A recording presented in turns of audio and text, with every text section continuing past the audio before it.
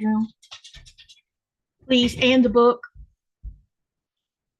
Hello, everyone. My name is Katie, and welcome to Greenland Quilter. And why does my video look blurry? That's interesting.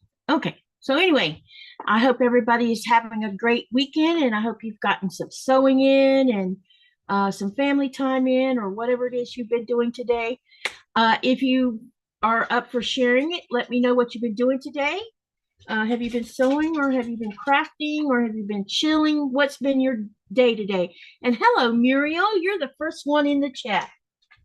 So, yep. Tell me what you've been doing over the week today. And we're going to talk. Hey, Joy Bell, welcome, welcome. Good to see you. Welcome to the channel. Today I'm going to be working on my Phoenix Clue. Hey, Rita, what's funny?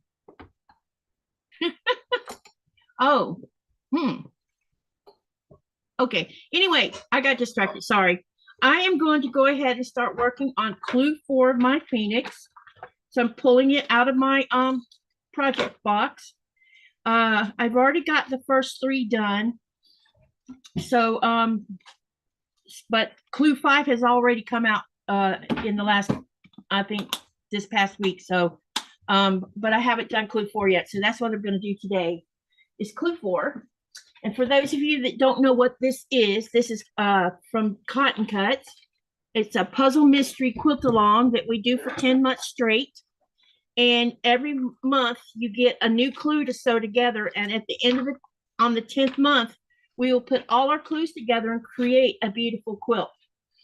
So that's what that's about. And I'm going to be laying out my pieces so you can see how I do it. And then we'll get started on sewing it. My dog just scared me. Okay, gotcha. I didn't know what you were talking about because I thought I missed something. Okay, thanks. I'm working on my quilt top called Jolie, or cutting out a new quilt. Thanks for letting me join you and listen. Thank you for coming. I really appreciate it.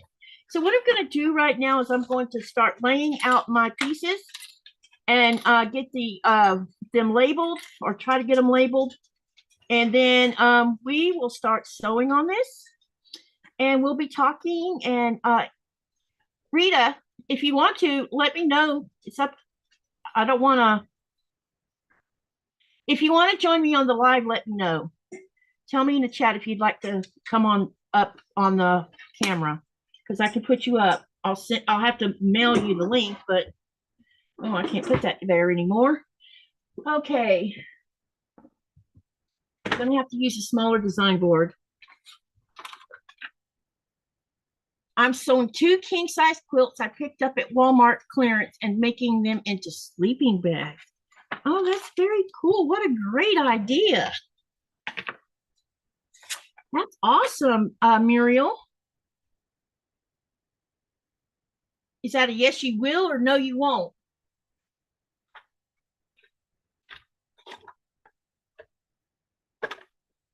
I'm trying to find my outfit Betty's. I've got them strung out and about. I don't think I have all of the pieces I need. Let's see, there's A, yep, B, C, D, E. Okay, I have enough here. Okay, great. Okay, you have an email. Yeah, I have your email address, so let me just send you the Zoom link in your email, unless you have Facebook. Just give me a minute while I send a link real quick. Let's see here. I need to get the keyboard. Rita.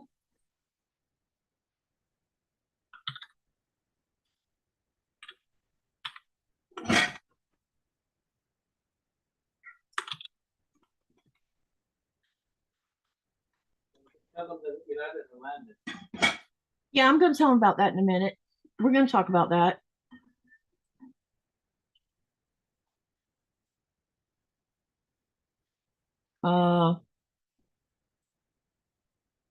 Trying to find Rita's email address and it's not giving it. Oh, there it is. Okay. All right. So while I'm doing this email, Um, the first flight from the United States from Newark, New Jersey to Greenland landed a few minutes ago with probably, I don't know if all of them were American passengers, but you know, I'm sure that most of them were probably American. So basically, the flight started between the United States and today was the first flight. Uh-oh. So anyway, sorry, hang on a minute. While I send this, I don't have a wingman tonight. So seems like I'm taking too long to do something. Okay, so anyhow, it landed without any issues, and there was a few spectators watching it land, which was kind of cool. I'm like, golly, I wish I got that response when I landed Nuke. No, I'm just trying to be funny, y'all. Sorry. But yeah, so that was a great thing because that means tourism by flying in begins. And we're all really happy about that because that means that you don't have to use a cruise ship to come, or you don't. So here's how it usually would work if you wanted to fly to Greenland. You would have to get on a plane from the United States, fly to Denmark, and then from Denmark to whatever part of Greenland that you planned on going to. Like when I would go to the United States, I would have to fly by helicopter from where I live because I live in a remote place of about a population of about 3,800, and get on a helicopter, fly to Narsarsuaq, and then from Narsarsuaq, hey there, Rita, welcome. Fly to Narsarsuaq, and then from Narsarsuaq, it used to be Narsarsuaq to Kangerlussuaq, and then to Copenhagen.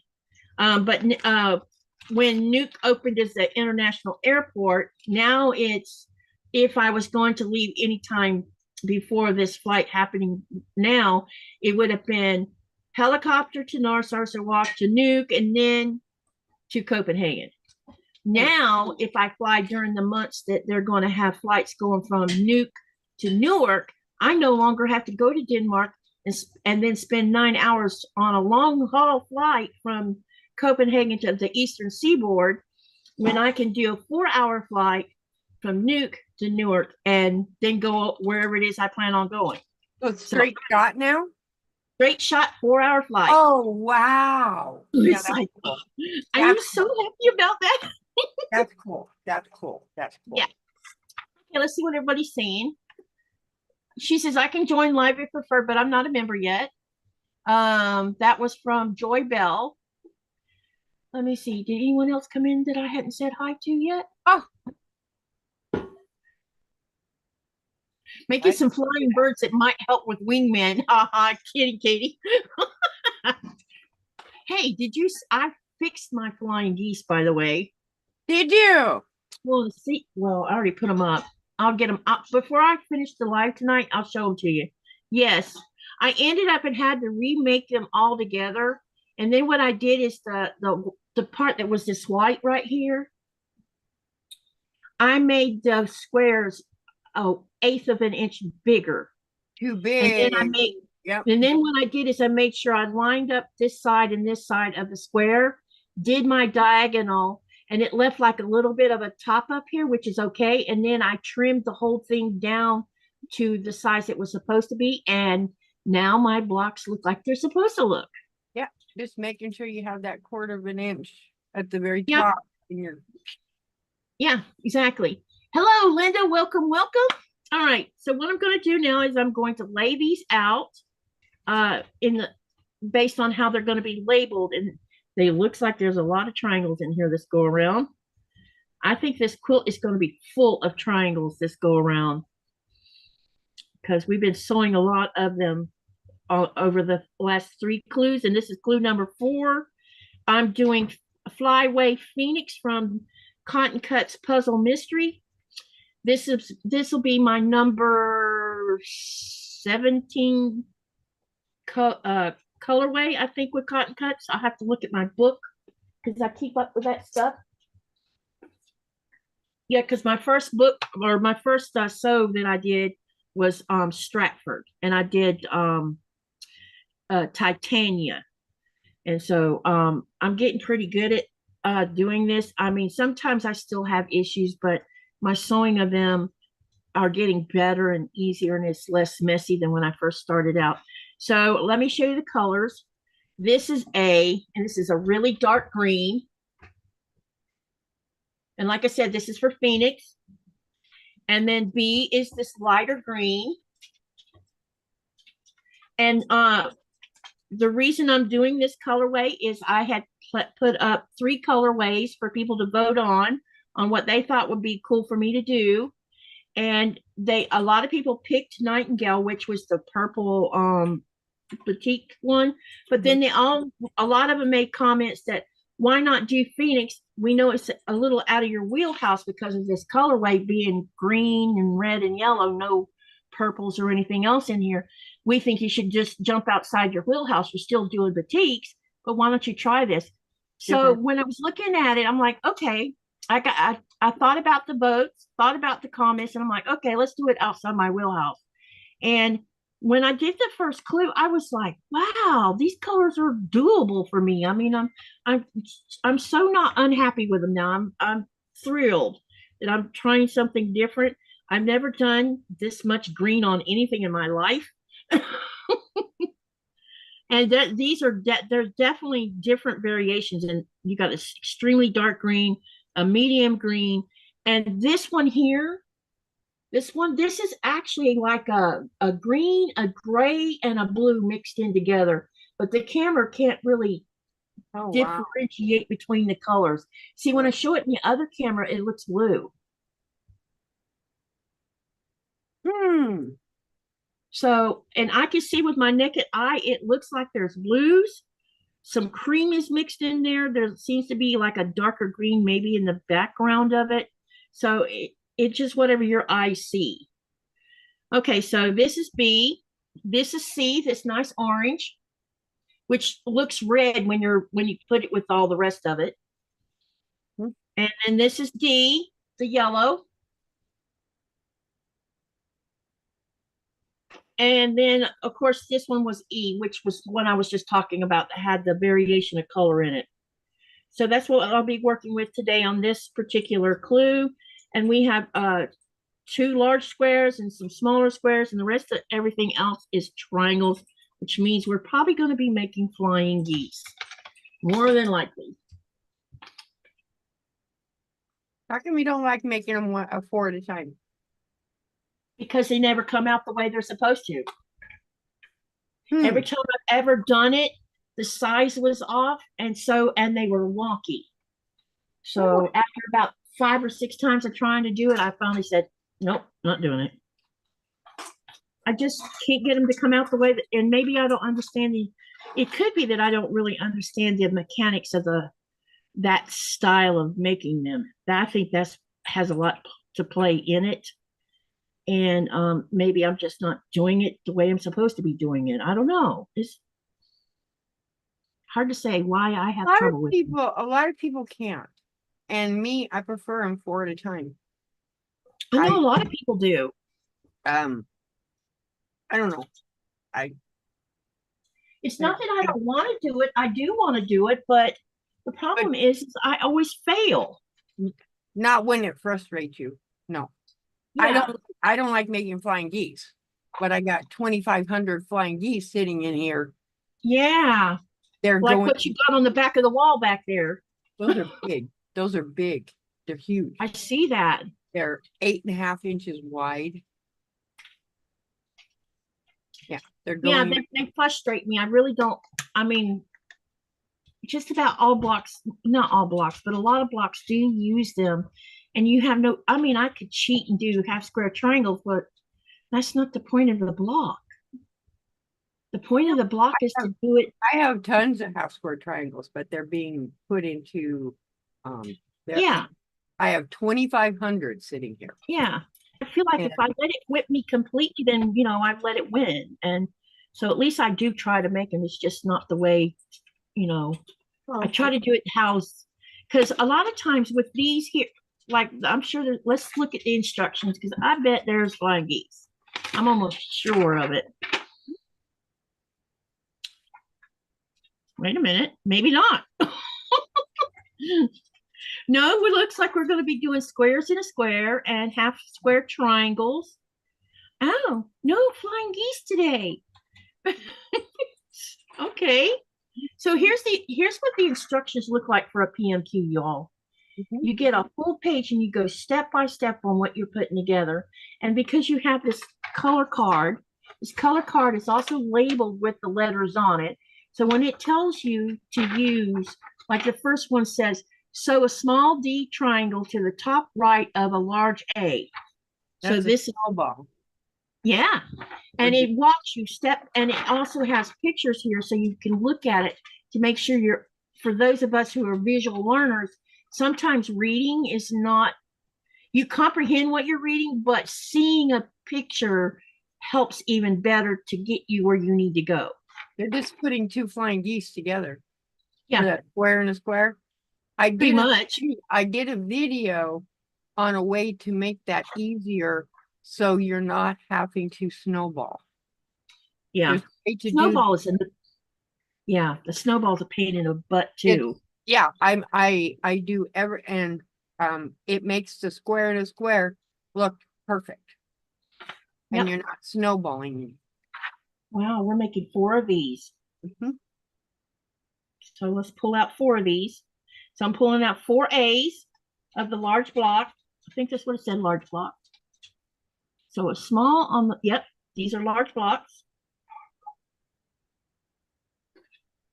So you know what Nikolai's going to make tomorrow for his dinner? Uh-oh, what? He's having whale soup tomorrow. Oh, yum. I wish I could still eat fish. Oh, God, I think my favorite was still, is whale and shark. But I never can't. had shark. What does shark taste like? It, if you cook it, it has a different taste versus raw. Raw reminds me of, it's kind of rubbery, kind of. Yeah. It kind of. But it has I don't know. I never thought it tasted like fish. So have you eaten whale either not in soup but like as a steak, or have you eaten it fresh? Yes. How do you describe what it tastes like? Because when I explain it, I don't know if people really understand how I explain it, because this is how I explain it, and then you tell me how you explain it. I think, you know how when you get away from the coastline and then you come back, you get that first whiff of the ocean? The meat is tender like beef tenderloin.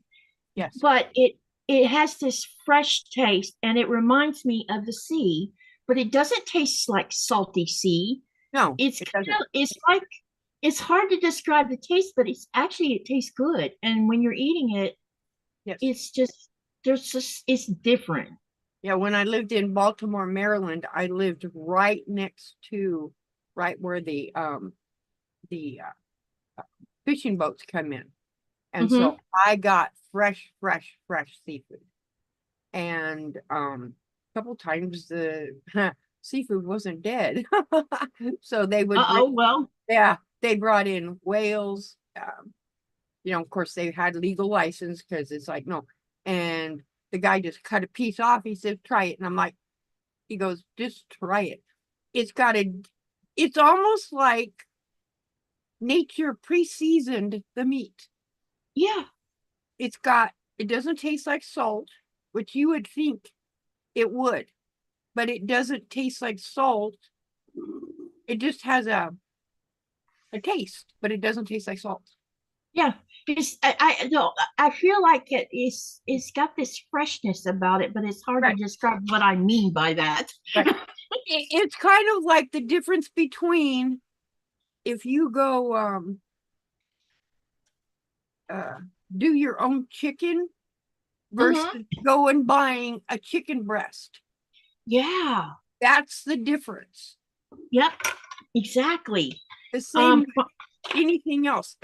Seafood is one of those things. If you buy it from a store, it has, to me, it tastes like styrofoam. Has a styrofoam taste. It's like I tried to explain to Nikolai, you know, because I don't know if your palate's like mine, but I will not eat fish that tastes like it smells. I don't want fish that, yeah, it has a stink. Fish smells, stinks. And he says, well, it's fish. I said, fish should not taste like it smells. No. And if it tastes like it smells, that means it's been either A, dead too long, or B, someone didn't handle it properly in the beginning to prevent that from happening. Right. And so when you go to the store and you know, a lot of grocery stores have fresh fish, but I can smell it 10 miles away. It's not fresh. It's been brought to that store, frozen, and then thawed. Exactly. And you can smell it. Yep. No, fish is not supposed to have that smell. Yeah, it's not supposed to. I mean, my dad and mom took us fishing all the time when we were young, and I watched my mom and dad had this process of when we caught all the fish, they were put into buckets of water with ice. Right. And then when they got home, my dad immediately cleaned them and processed them. Then as soon as he brought them in the house, my mom turned around and she had these plastic containers or that she would put plastic bag inside of. Right. And she would fill it up with water, drop the fish in there, stick it in the freezer. And when the block was frozen, she would pull the whole thing out and leave it in the freezer. Yep. So when you thawed the fish out in that block of ice, it was like having fresh fish. Fresh fish, right? Because I've had with my aquaponics, of course, I've had koi, which koi are huge, and then when I lived in, I didn't know you could eat those. Yes, and then when I lived in Tillamook, Oregon, which is down from the ocean, we went salmon fishing all the time. Yummy. People don't realize how heavy a 30 and 40-pound salmon is when you're pulling it in off that rod. Yep. Because they fight. And people don't realize salmon are actually pretty ugly. They're not pretty in the face. They're which salmon do you have up there? Is it the sockeye or is it like our northern Atlantic salmon? It would be, you'd see more salmon coming in when the whales were running. So right ahead of the whales. So I'm not sure. They were funny looking. They didn't look like a regular salmon. So sounds like sockeye. I think that's what they were. I'd have to go back but they were, you know, you think a regular salmon, but these were, their faces were funny. Yeah, they got a weird front end on the nose part of it. Yes, they like almost had like an alligator. Yeah. And it was up. Hey, Laura, sup? Sorry I didn't say hi sooner. Y'all are quiet in there. Do any of you like fish? Well, I can't see the chat, so I just have to ignore it. Oh, I forgot. Are you on? Yeah, it's fine. It's fine. I can type, but I can't see. See, I can type. Yeah, the problem, if you're not on a laptop where you can run the browser at the same time. I'm on my computer. Well, then, let me show you something real quick. Hold on. I'm gonna take a picture of what my screen looks like, so you see what I do. I got the chat sitting beside it. Yeah, so you should have like the chat on one side and this Zoom screen, and the browser reduced. Is that how you got it? You should be able to type. You should be able to type in the browser. I can type, but I just can't see anything. Oh, you can't see what they're saying? No. See, I just type. Watch. See? See, I can type, but they're. Oh, you're typing in the Zoom chat. Hang on. Yeah, oh, that's because I'm in. Yes. Yeah, hang on. Let me see what I'm talking about. I need to go. Oh, I didn't open the other one. Yeah. So, here, let me show you. This is what my screen looks like. So I popped out the chat off the browser. Okay. And then I put the I Zoom on just, one side and the chat on the other side and reduce the browser after you do that. right. And then you don't have your screen cluttered up with stuff. I didn't want it echoing. Just mute it. There's a mute, there's a speaker on the browser part, Yep. and you just mute it. Let's see, it does. Oh. Now let's see if that works. Nope. And then you can see what they're saying.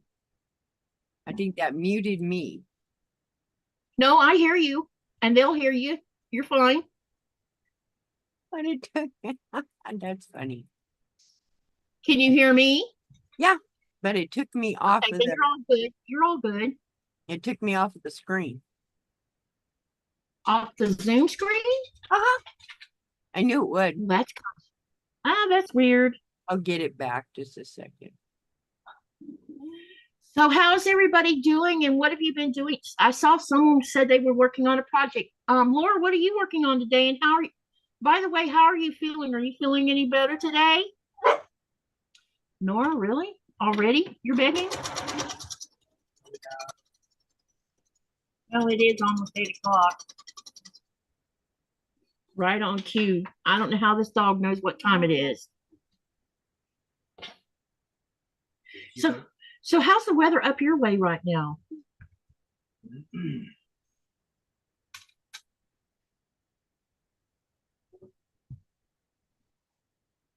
You having trouble with the screen? No. Okay. But there's a delay in it.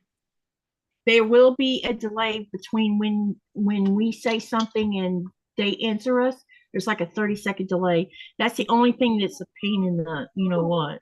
I got where I just don't even, I try not to think about it. Because your brain is like, they're not saying anything when you ask them a question. I don't know how it looks on StreamYard. Zoom's economically my best thing right now. I don't know if any of them are any better than the others. That's what I've done. I've tested them all, and it's like you all have this delay on one side. Why? So it must be a YouTube problem then. Something maybe YouTube hasn't figured out how to fix that where it'll work with other software. Yeah, I know. Oh, yeah, because the only time you don't do it is if you actually go through YouTube. Then Yep, there's but you no can't delay. bring you can't bring other people on though if you go through YouTube. Yeah, you can.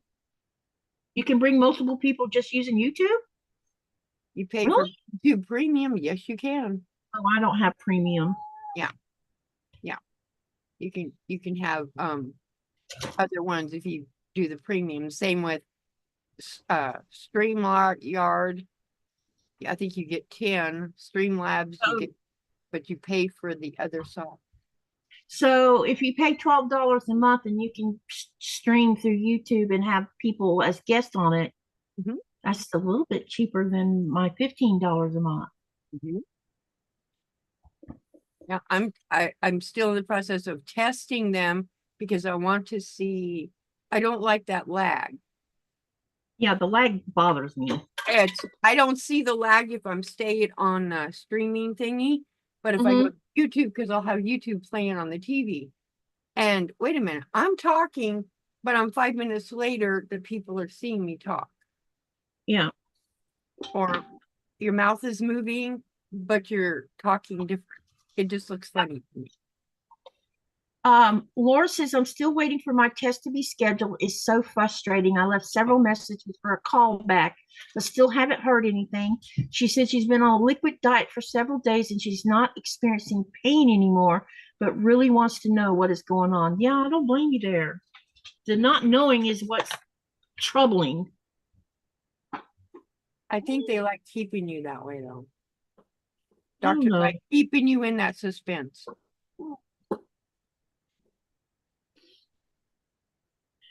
Because like my surgery was supposed to have been a year ago.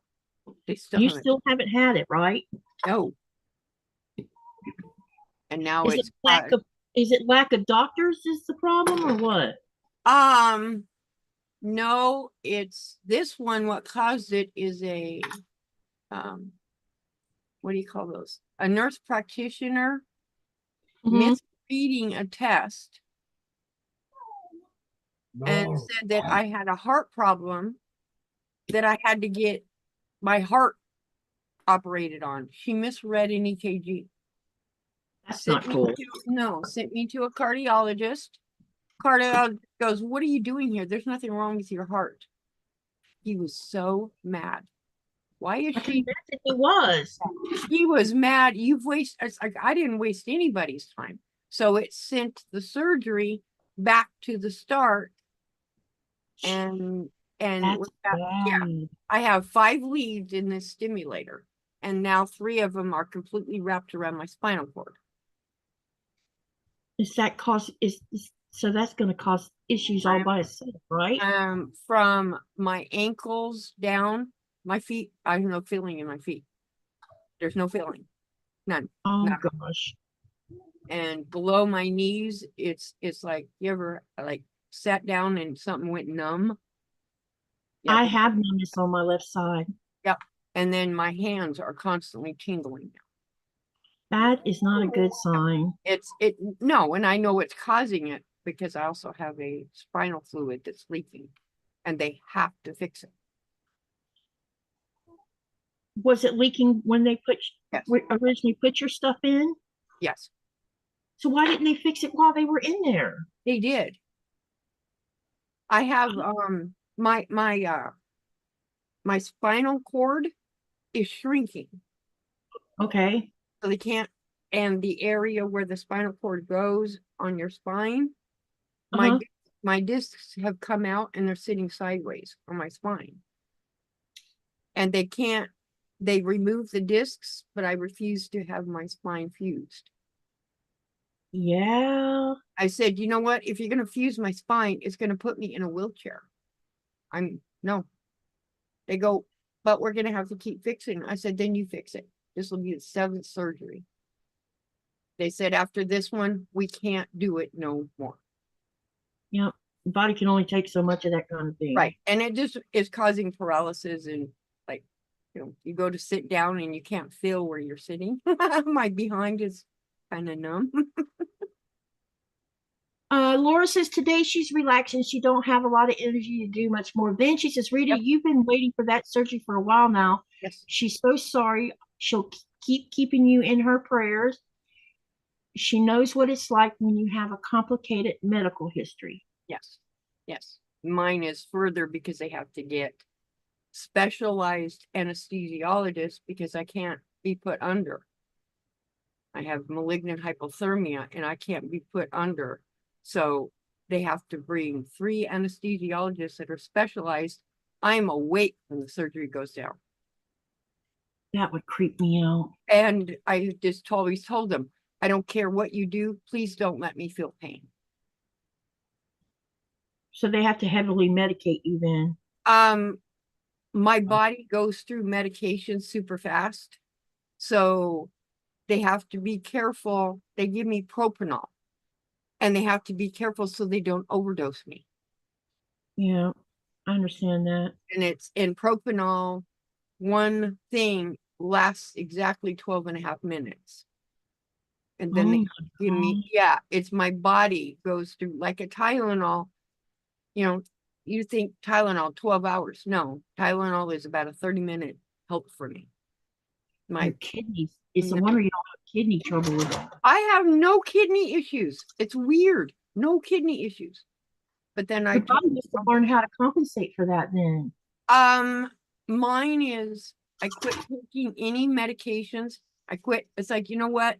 Your medications are making me take medications to take medications. I'm done.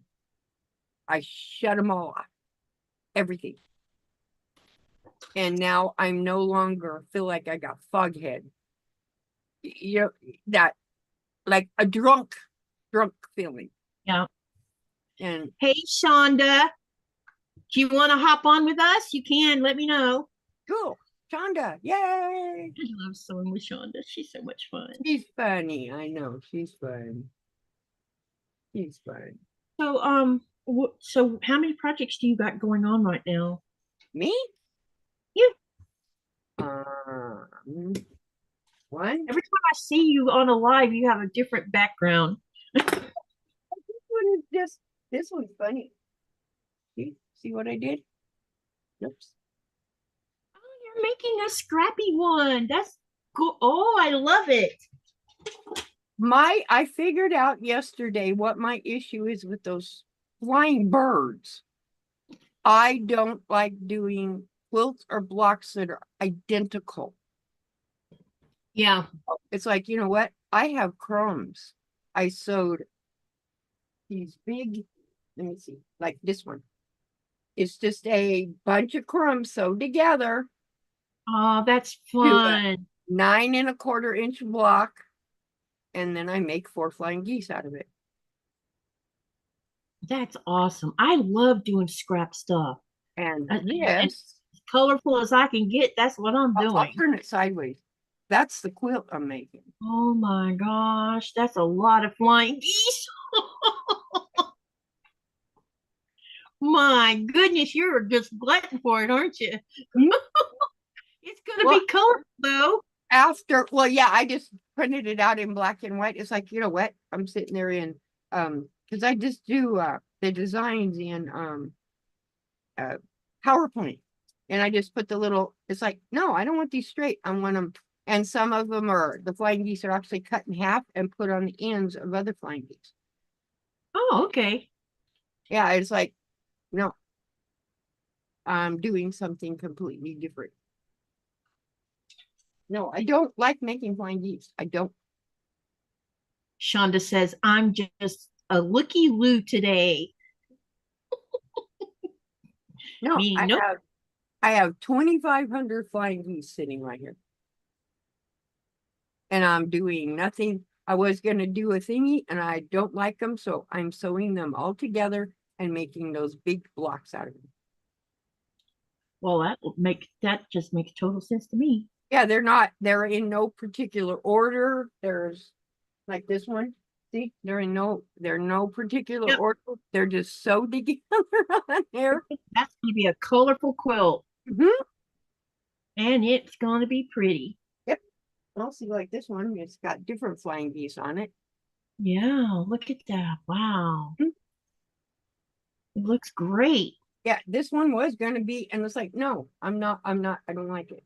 And like this one's got different flying geese. Yep, that's Uh, awesome. There's green ones, there's purple ones, there's tons of them.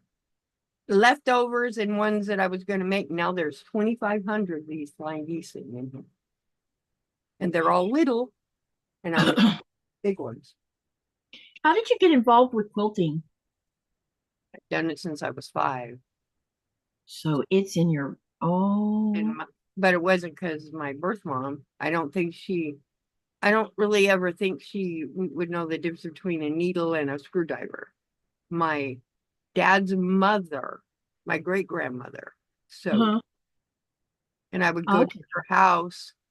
She owned a sewing machine but never used it.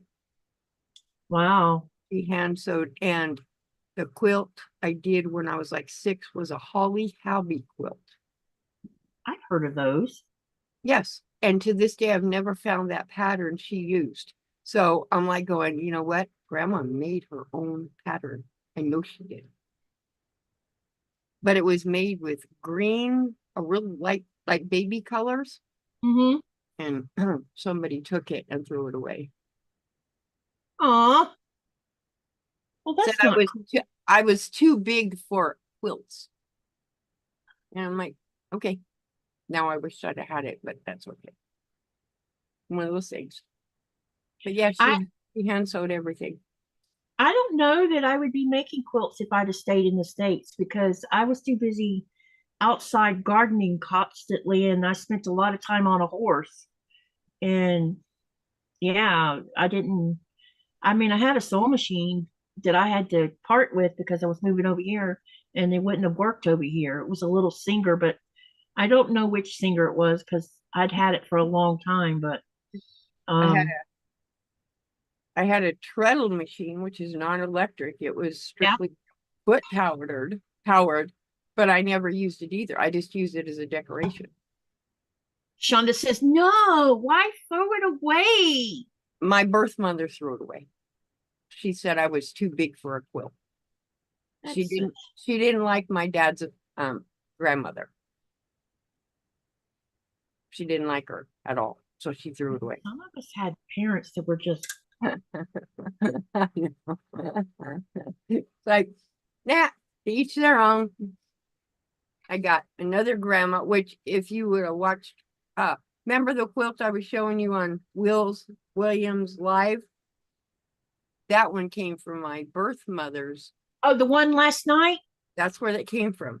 Oh, Her gotcha. mother. I only heard And part of the story, so I didn't know exactly where it had come from. yeah, I didn't, but it was her mother's. And she gave it to me and then took it away. She said, no, because Anne's going to take it from you. When you get old enough, come back and get it. And I did. And there was a story on it, but I can't read it. It's in old Italian. Hate it. Came from, and it's so faded. I can't. It's in the original Italian language. It's super way back there, and I can't read it. Nobody can decipher it. Joanna can read it I don't know, because she's Italian. but I sent it. I sent a copy of it to the actual embassy, and they said, no, we can't read this. You have to find somebody from. They called it the. Is it like Gaelic Italian or something? I don't know. I can't remember what they called it, but it is so old. It's like the old, because they were from a town called, I think, Baca or something like that. I'm pronouncing it wrong, I know. But it's old Italian. Wow. It's and like I have grandparents' birth certificates at the embassy, and they hand wrote them, but they can't decipher them because the children were born at home and they said they can't. I can see some of the stuff. Yeah, but we're talking birth certificates that were 100 and some years old. So I've you probably heard me mention them on and off if you happen to be in a live when I mentioned them. My friends that live in Syracuse, Michael is he was born in Italy, but he was raised in New York because his whole family migrated to the States. So when his mother went to the vital statistics because he needed an American birth certificate for getting driver's license and things like that, she because everybody calls him Michael, so they spelled Michael like you spell Michael in the United States. So a few months ago, he decided he was going to try and get his passport. He's had issues with trying to get a passport so he can go out of the country, come back in again, even though he's an American citizen, because his real birth certificate is Italian. And when you look on his birth certificate, it looks like it says Michelle. Yeah, that makes sense. That's the way it's spelled. And so because that doesn't jive with the American birth certificate and his driver's license, he has to go through all this hoopla. So I guess he decided that, screw it. We're just going to put my original birth name on all my stuff. Right. So on Facebook, it took me a while to catch it. One day I'm like, wait a minute. When did he change his name to a girl's name? So I miss his Melanie. I said, Melanie. My birth name is not Rita. It's not Rita. And I got tired of it. So I just said, you know what? As the only people that really know is those wanting my birth certificate. Yeah. So I asked her, I said, did your husband decide he's changing his sex? She says, no. And so she explained the whole thing. I'm like, oh, so it's actually Mikkel, like what you hear. Right. Yeah, because in Denmark, we have friends that were here that recently moved away a couple years ago. And they're from Denmark, but they've lived here a long time. And Nikolai's known them a long time. So I would call him Michael. But you would hear other people here in town saying, Miguel. Yeah, right. But Michael would never correct me because I never corrected him. See, my actual nickname is Cappy. Right. But everybody here calls me Katie because I don't think that TH sound is pronounced. So my given name is Catherine, but here they say Ketrin. And so that TH is kind of like left out of the dialect. And so instead of constantly correcting, because it didn't bother me, actually, I kind of like being called Kate. Actually, to be frank, I love being called Katie and not Kathy because Kathy brings bad memories. And so I'm like, well, I'm just gonna let everybody call me Katie. It doesn't matter because it's a nickname. Because my given name is actually Catherine, and if I got to go by some legal whatever, that's what I'm going to use anyway. So it doesn't matter what you call me, because my siblings call me Cat. They always have, right? And I like that nickname too, and at least it doesn't make bad memories when I hear it, Well, my actual nickname was given to me when I was 18, and on my email, it's the first part of my email. Oh, gotcha. Sassy was given to me since I was 18 years old. Sassy, that's a great name. Because somebody said, well, how old are you? And I said, old enough to know better and young enough to do it anyway. Well, you're being sassy. It's like, yeah, I am. Thank you. That's where that came from. From that time on, everybody called me Sassy. Let's see here. We got some comments. Let's see what they're saying. Hey, Denise, welcome. She says, good afternoon, Katie, Rita, and everybody else. And then Laura says, my mom was not crafty at all. I learned everything I know about crocheting, sewing, quilting, and cooking from her mom. My mom had a lot of issues when I was young, so my grandmother basically raised me. And Joy Bell says, it's old Italian Latin. Yes, I'm not. Yes. Then, yes. Yes. Got you. Yes. It's like it's there, but it's old. And unless somebody knows, they, like I said, the embassy, Italian embassy, could not find anybody to decipher it. But yes, it was Latin. So you need a linguist that can translate Latin and cool. Called it Celtic Latin. And I'm like, that sounds about right, Celtic, yeah. Except it's not Celtic. They called it Celtic or something like that. Celtic. I think you say it with that K sound, I think. Yeah, it's I used to say Celtic and someone said, no, you don't say it that way. Celtic. Like G, but it's not. It's Celtic Latin. No. And or I'm Gaelic. Like, Gaelic Latin. Gaelic, yeah. Gaelic Latin, yeah. Because I think that the old there was Gaelic in the middle of all of that stuff. Yes. So Joyce says in France, Michael would sound like Michelle to us, I think. That's what she said. It would. And then Laura says, Denise, I'm doing better today. I'm not in pain, so that's good, but still waiting for the testing to be scheduled. Judy says, hi, Katie, sassy and all. She called you sassy. Hey, Judy. Laura says, hi, Judy. And Katie, and then Joyce says, Katie is a great nickname. Yeah, I like the name. And I made it easy for those who've known me my whole life. I put my maiden name on my Facebook as Katie Oglesby Yolson. And anyone knows that's known me my whole life knows that it's me. And most of them don't even bother to call me Kathy on my Facebook anymore. It's Katie. So, maybe they're like, maybe she just want to change her name. I don't know. I never really gave an explanation on why I did it. Because, my first mother-in-law, she was Japanese. And Japanese don't have that TH in their language either. Right. So she was always butchering my name. Well, it's like if you go to the last part of my email, and I'm not going to say what it is, that's actually my website. Oh, okay, got you. Because I'm gonna press it. I used to design websites, is what I did when I built computers. Do you remember when GeoCities was around? No, I'm not going to admit to that. I refuse. Oh, come on. Do you know that I started out I have never used GeoCities to create my websites. I have a story to tell you about that. I set up my website on there, and then one day they made a post that they were looking for people to volunteer their time to scan neighborhoods because they set up all of GeoCity in different kinds of neighborhoods. Right. And GeoCities was supposed to be mainly family oriented. They didn't want pornography on there. They didn't want Right. pages that were promoting violence against human beings, things like that. And so I went and I filled out the form, and they got back to me and they said, okay, this is what we want you to do. And so I was assigned a certain amount of neighborhoods, and I scanned these neighborhoods every month for them. And I had been doing it, I guess, about 2 years.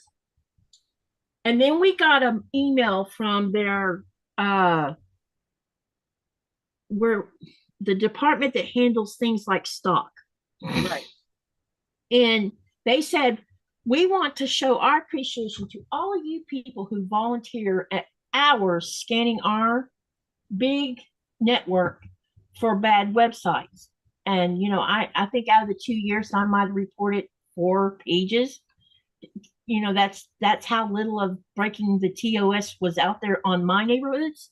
Wow. And because the TOS made sense. When I read the TOS, when I first set up mine, I'm like, oh, so I don't have to worry about bad people messing with my, you know, page. And so they were good. They gave all of us 4 shares of stock in GeoCities. Now, 4 don't sound like much, and back then it wasn't much, and it might have only been worth, I don't know, $10 a piece, maybe. Right. So it was no big deal. But then a year after they'd done that, Yahoo merged with GeoCities, and websites. They took over everything, and my stock went from 4 shares to 24 shares. Right. Big jump. And then about 3 years ago, Alibaba merged with Yahoo. And the first thing they did was dissolve all our stock. Yep. I got an $1,800 check. Yep. And every so often I get a little $5 here, a little $10 there thing that happens once a year. And I'm like, that is so rude. They just up and dissolved all our shares. But if you think in the grander scheme of things, I didn't pay 1 penny for any of those shares. And I started out with 4 shares, and all I did for 2 years was scan people's websites. It took me maybe 6 hours to do. Right. Unless I got sidetracked and started looking at their whole thing because it was something I wanted to look at. So really, in the grander scheme of things, it didn't cost me anything except my time. No. So I really couldn't gripe about it. But I sat on the stock because I didn't know what to do with it. Right. And what I should have done is sold it and then turned around, took that money and bought shares into something that could have gained a lot of money from it, you know. But a lot of people just transfer it. They just transferred it to something else instead of No, never used GeoCities. There was a time I was hosting my own websites, and still to this day, I do not use a program to create a website. Because I learned I only have a blog now. I don't even have an actual website. No, I used Word when I first started. I learned the programming to put the pictures in to do that.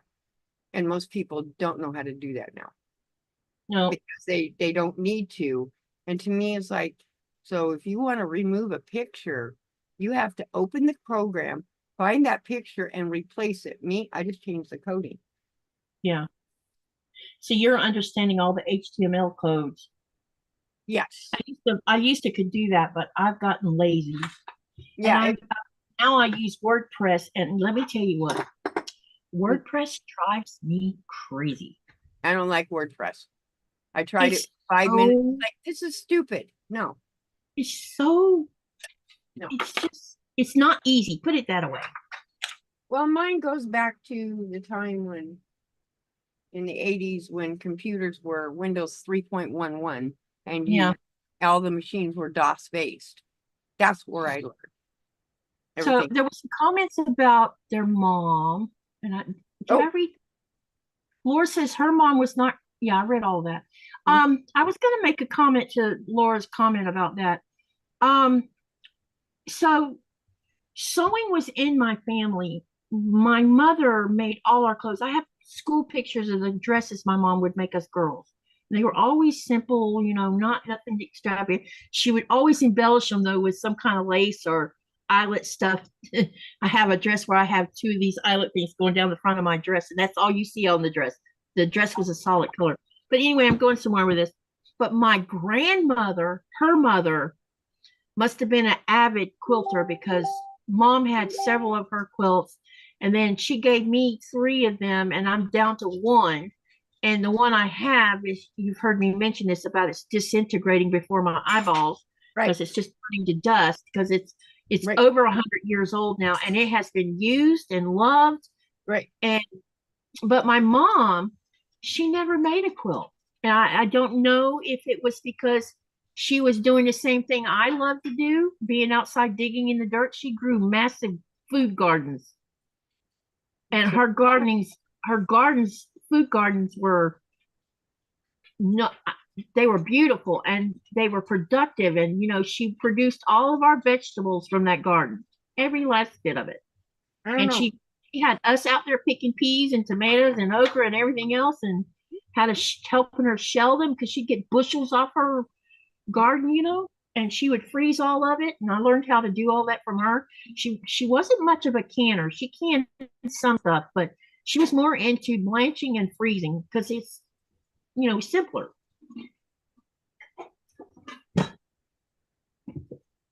Shonda says another thing we have in common is my mom had me when she was 16, so my grandparents raised me. Right. That was from Shonda. And Denise says she was doing the best she could. Mhm. And then Shonda, my mom was an alcoholic, sorry guys, and had a nervous breakdown. I was about 8. My dad told me to watch my mom to make sure she wasn't drinking during the day. She spent 6 months in a mental hospital. Aw. And then Laura says, my mom did the best she could at the time. She passed in 2022, and I miss her dearly. Oh, sorry. Oh. Some of y'all sound like you still had good relationships with your parents. Well, that's a good thing, though. If you can have a I relationship say that about mine, but I can't. Yeah. If people can have good relationships with their parents, even as you have bad when it's little, if you can repair that broken thing to have at least some Yeah. that thing looks like a frog with teeth. I don't care. What, this? I seen that and I'm like, I'm telling you, it looks like eyeballs and teeth. That's hilarious. I opened my eyes and like, oh my God, there's that frog. I'm telling you, What's it she looks like doing? a frog. It looks like a frog to me. It does. With See, my mom, when my husband harmed himself, Mhm. he showed up on my doorstep one afternoon. I don't know, 2 or 3 days after it happened, because I guess my brother had told her, because he was one of the law enforcement that was on my doorstep talking to me about what he had done. Right. And I said, if you're coming over here, I told her, I said, if you're coming over here to give me a hard time, get back in your car and go home. Yep. She says, no, I'm coming over here to tell you that I'm sorry that you're going through this, number one, and I come to help. And I'm like, I about fell over. Wow. I'm like, okay. And so we were working on our relationship. And then so my husband died in October of 2006. And then my mother had a car accident in November of 2006. And it wasn't nothing life-threatening, but she had gotten T-boned. And all of us girls are like, Mom doesn't do things like that. Because all our lives, she's never, I only remember one car accident she ever had my whole time growing up. And well into my adulthood, she never was in trouble or nothing. And so when they took her to the hospital, they were going to let her go. and she went to stand up and she fell on the floor. Oh. And the doctor's like, you're not going anywhere until we see what's going on. So they did an MRI. Yep. You know why my mom got T-boned? Because see, my number one, my mom was blind in one eye, so she had one eye. Her right eye was how she saw. She hadn't realized that she couldn't see peripheral wise. Right.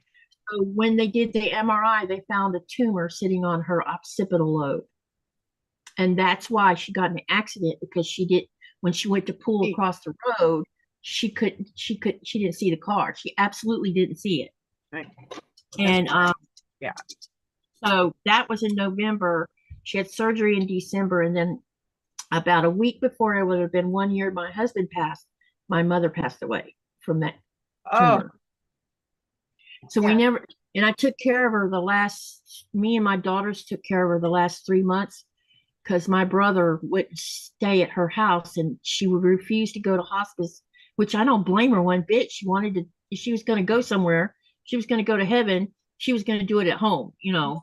Yep. And so she did. We took care of her for 3 months. And let me tell you, my mom, before it was over, she couldn't speak, but she could sure tell you when you weren't doing something right. No, that's why I quit driving completely like 5 years ago, because I can't see. Let's see. I can see here, but I go here on, and there's nothing. There's no, I have to look straight at something to see it. And it's dangerous for me to drive. Can I? Yes. Is it dangerous? Yes. Laura says, Rita, I agree. I know my mom had a lot of issues and my dad put a lot of responsibility on me at a young age, but I feel like they really tried to do the best they could at the time. And then, hey, Sherry, welcome, welcome. Hi, Sherry. She says, hi, Katie and Rita. Glad to see you're sewing with Katie, says Sherry to you, Rita. And then Denise says, I bought my children. I was like, wait a minute, make sure I read this right. Bought your children? I bought my children. I'm like, wait a minute. Sorry.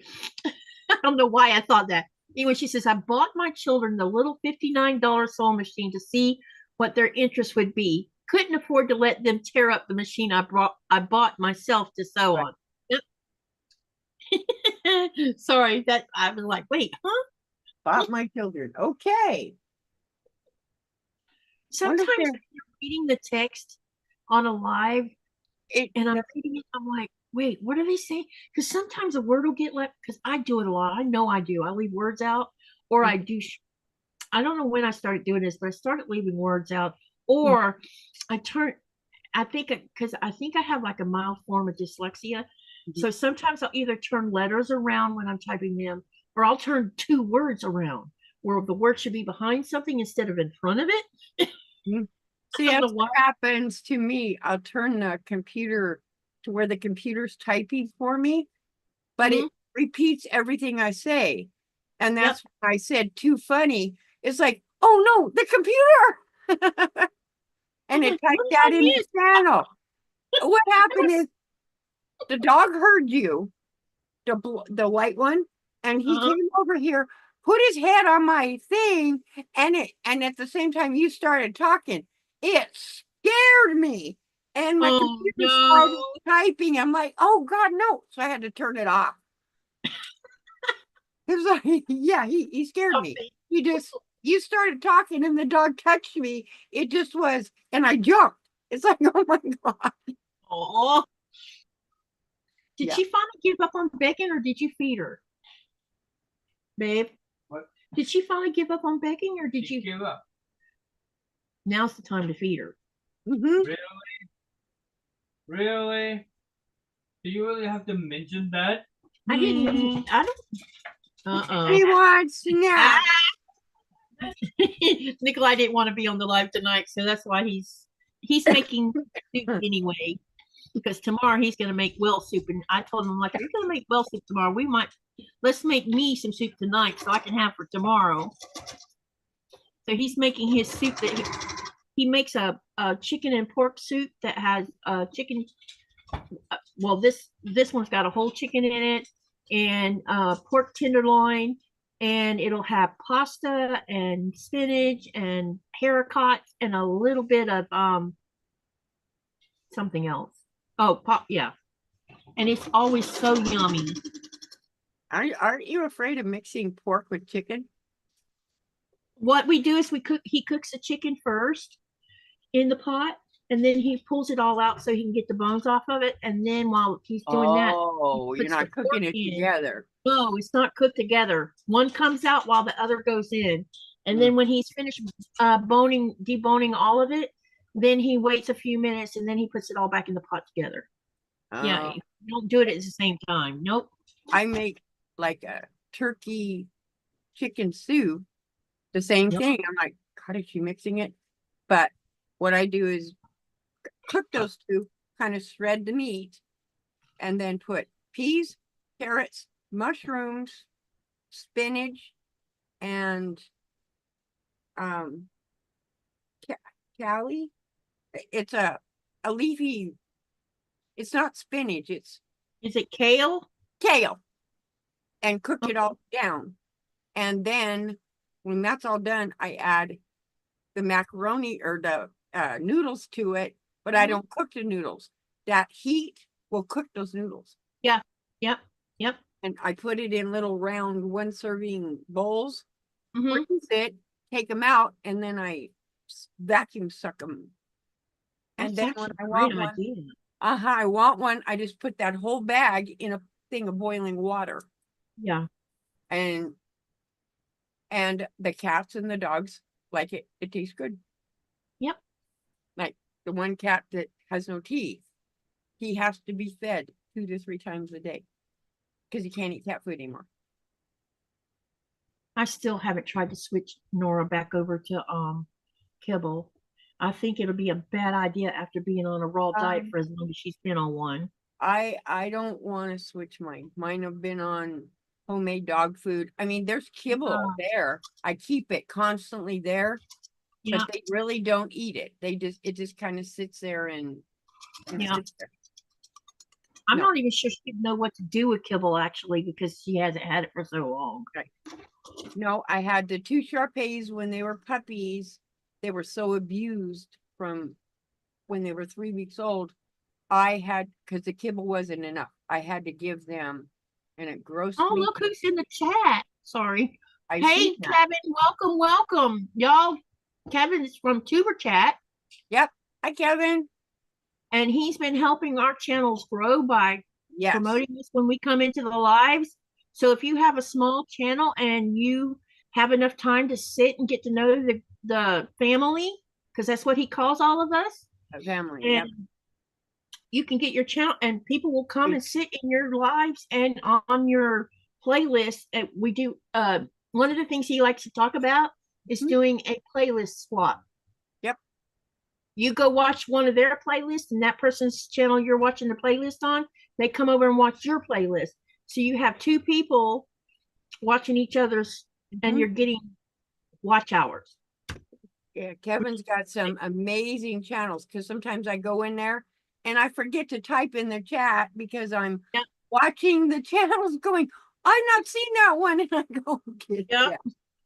I've met some amazing people in there. I mean, you know, we're quilters, but I like besides the quilting stuff that I've been watching, I do watch some homesteaders too. I watch Arms Family's Homestead and Hidden Heights and Good Simple Living. Those are the 3 main ones I watch. But after I started coming into Kevin's channel, I started watching a lot of these I didn't know about. Right. Yeah, the I like is the tiny home one, mostly because I've lived that way before. Yeah. And I'm like, I didn't enjoy it, but I did it for 20 some years. And it was different. And then he's got the one with the keto food or keto food. That I can't remember who's got it. It's in my bookmarks. Oh gosh, they have some amazing food. I don't. Yeah, that you might be talking about Jason, maybe. I think so. I don't eat what he says, but it can be applied to what you do eat. Yeah. The same concepts. And oh wow, because I have to be careful because I keep losing weight and I can't quit. So I have to be, yeah, you can see my bones and it's bad. It's bad. Honey, Kevin says hello to you. I already said hello to him. Oh, I didn't know you were sitting over there. I can't see you. I think 'Cause I'm it's going to too- send that crystal dragon to Nico. Okay, yeah. Because he'll watch your channel too. I knew you were gaming, honey. They just didn't know that. Remember that crystal dragon I bought? Yeah? There's no directions to put it together. Really? None. Nada.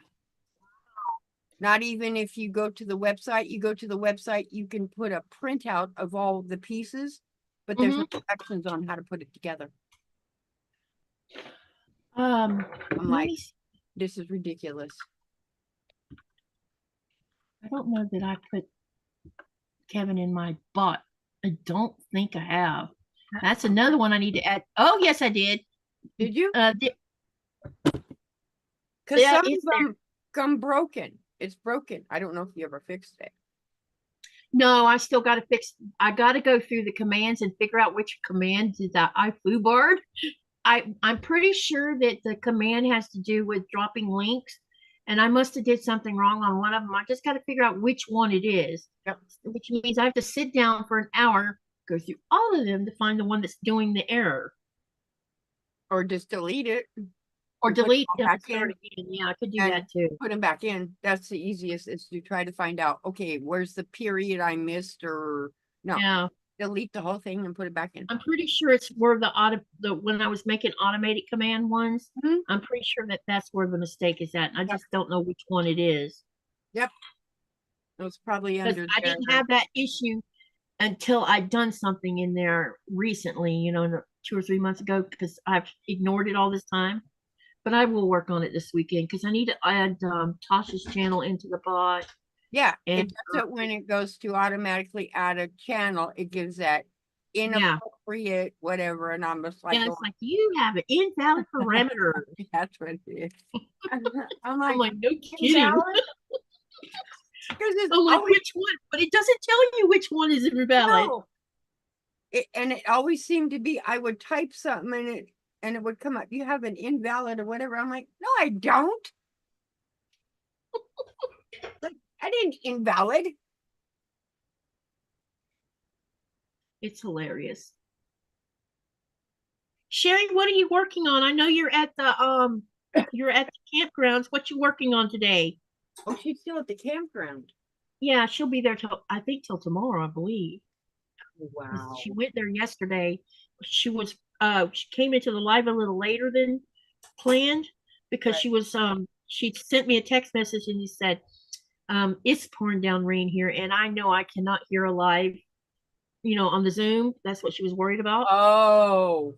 Yeah, and so I told her, I said, you just come whenever you want to, and if you can't because the weather's crappy, it's okay. No problem. I just like having, I know it seems like I just like having a wingman. What can I say? Well, here's the thing. I have a job for Nico. Because You listening, honey? yeah, he does Get to those talk to you. he does those Legos, right? Yeah. You want me to build Lego? Yeah, it's about a Lego. Come here. She's gonna tell you. Listen. He's listening to you.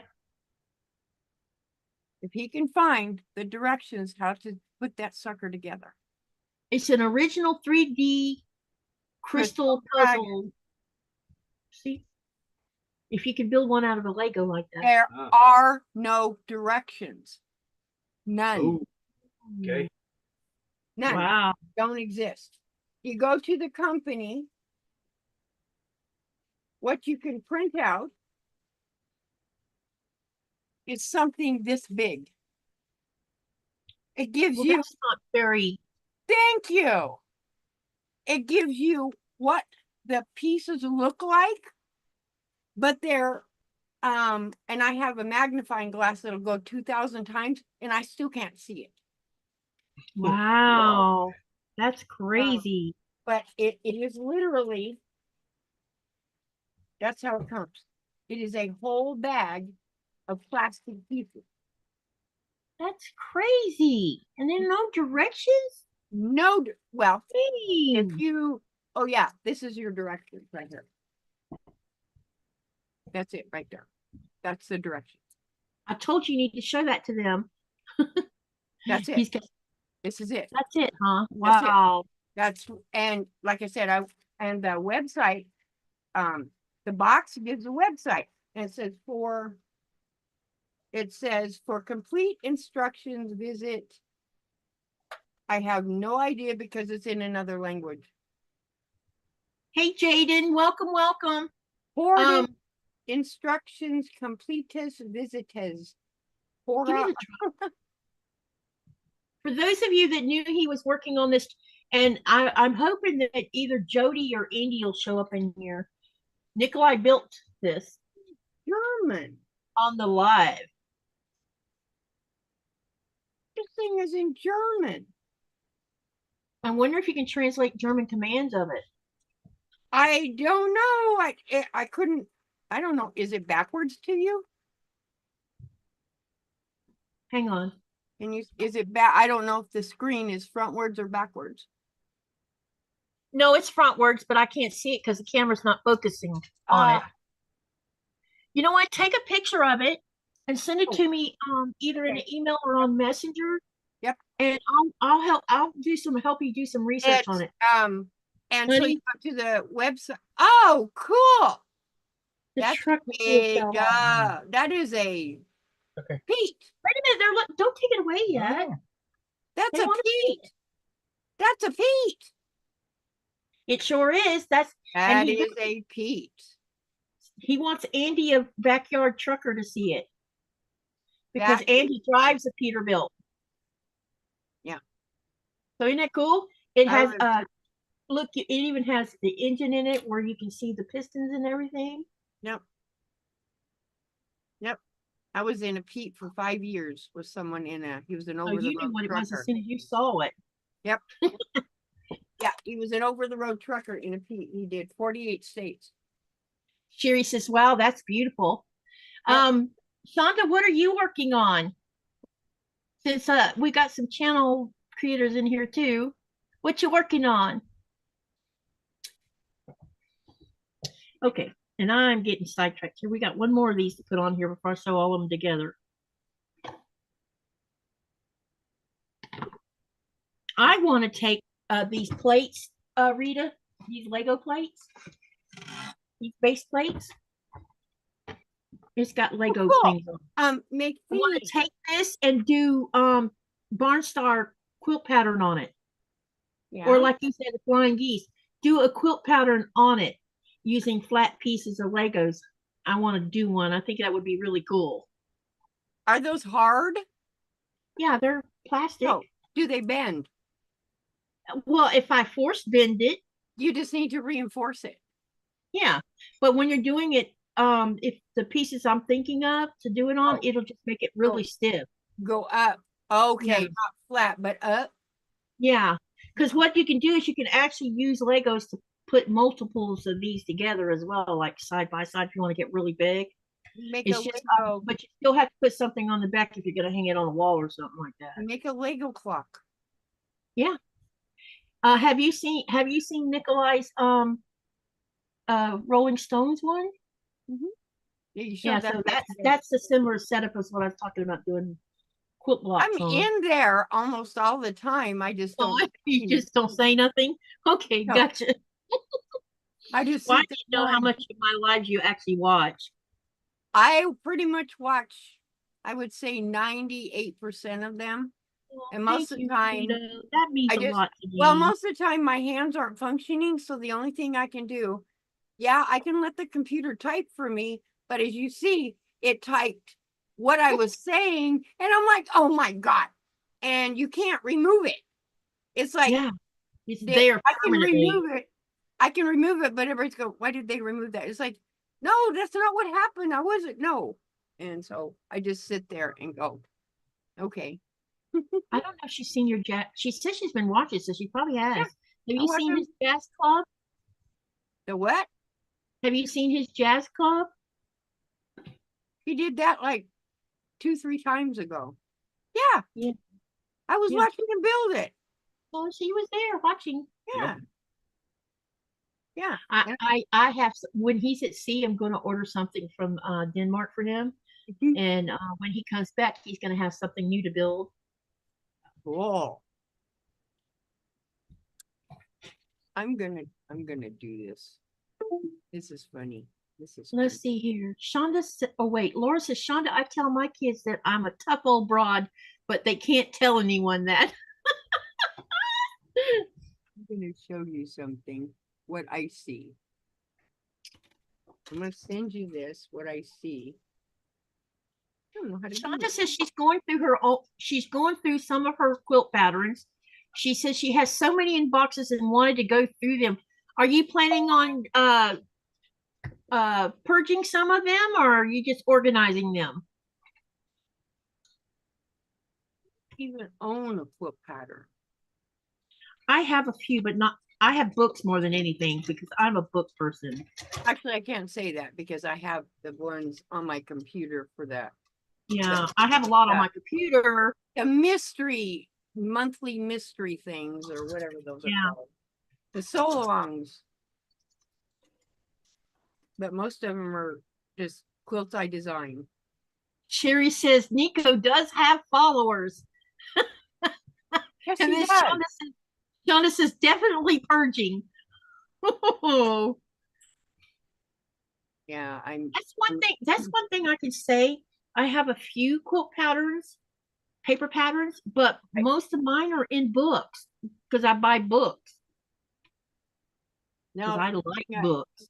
No, one thing I'm fixing to purge, and I just haven't gotten a heart to do it, is all my embroidery stuff. Can't do it anymore. I can't do it anymore. I can't see it.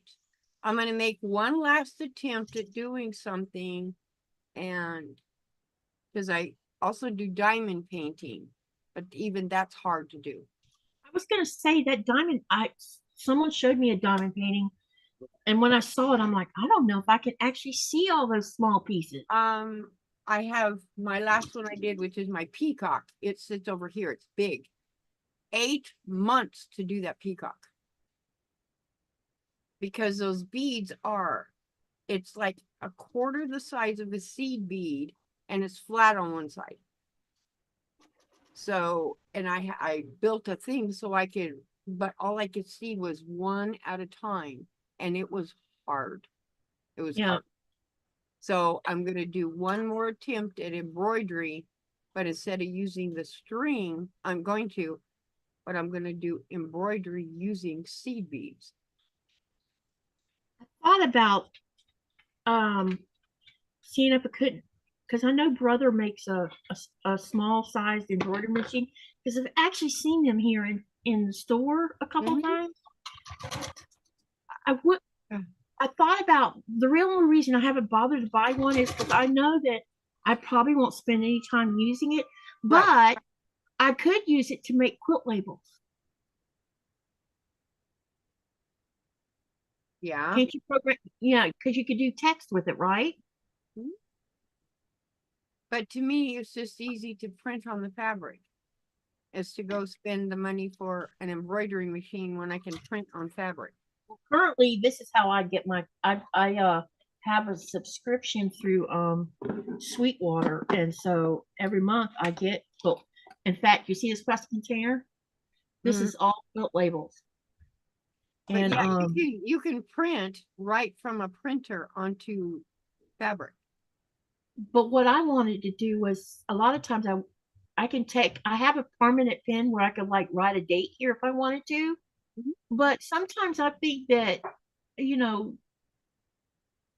these things get washed, and I often wonder if this wouldn't fade over time. Never had mine fade. Never. Yeah, I don't have enough knowledge to know the answer to that one. I've always printed them from a printer onto the fabric, and I've never had them fade, ever, ever, ever. Never. Laura says, I'm the same way. I have Sew Sampler box and Open Gate boxes that I need to do something with. I went through a period where when I was on Sew Sampler, because I started in I think I want to say 2017 or either 2016. And my boxes started stacking up. And the reason they were stacking up was because I realized that it was the same style of fabric almost every month. And it wasn't talking to me enough. Right. And so right before 2020 started, I canceled my subscription with Sew Sampler. Now, I do have a long standing subscription with Cotton Cuts on the classic box. And then they just recently offered a choice of being on the platinum program, because the platinum program means that every month you get an email and it says, do you want to do a modern maker box, classic box, Java box, and there's one other one. There's like 4 choices. And you hit the button and it tells you vote on the one you want to do. But in the email it tells you like what's going to be in the classic box for this month and what's going to be in the modern maker box, the fabric line. You're not going to exactly get, you're not going to know what fabric you get, but with the classic box, you can tell that, like, because mine is classic box and I've had it for a long time. I have things I don't want in my box, and they have this long list with my name on it. It says no kids fabric, no Halloween fabric, no Easter fabric. No, there's like 5 things I don't want nothing to do with, and I never get them in my classic box. So usually half my classic box will be half batiks and half cotton. And but now that they've done this platinum program, like for the last 2 months, I've done batik boxes because it's the color I wanted. I don't know. I don't want to do the boxes because I like choosing my own fabrics, not what somebody else says. Yeah. But it's the only one. It's actually the one subscription box I have now. Everything else that I buy that you see that I'm sewing with or cutting yardage is all me buying yardage. And I do have a few fat quarter bundles over there that are batiks that I could actually see the entire colorway of, and I'm like, yep, I want that one. But do I buy them? I've been on a no buy, or I've been on a restriction of buying yardage and fat quarters since the end of November. Now I did buy, I broke my little whatever, and I bought 2 Jolly bars from Fat Quarter Shop. I did that. But I haven't bought any yardage at all because money's tight right now. And with the current economy and everything that's going on, I just can't justify doing it right now. Hey, Andy. Andy's from Crafty Witch. Hello, girl. How you doing? Hey, Mona. Welcome. It's good to see you here. Okay, and I'm getting sidetracked. All right. She says, but gotta run, have fun. In and out. I realized that I'm not good at getting scripting boxes started. Yeah, there was a point where I was doing Sew Sampler box, Cotton Cuts box, and I was doing something called, I think it was called Creative Notions. My Creative Notions subscription didn't last very long because I was just not there with it. And, you know, I just didn't care about it. And I felt like it was more money than it was worth. And every now and then I see a Sew Sampler box and I'm like, damn, I would like to have that one. I don't know. I just like, because I do like, I think I'm doing 3 or 4 of those mystery block things. Yeah. But I was very picky because what I think some of the other ones, it's like, but the blocks look the same as the one you did 3 years ago and 2 years ago. They look identical. There's nothing different about them.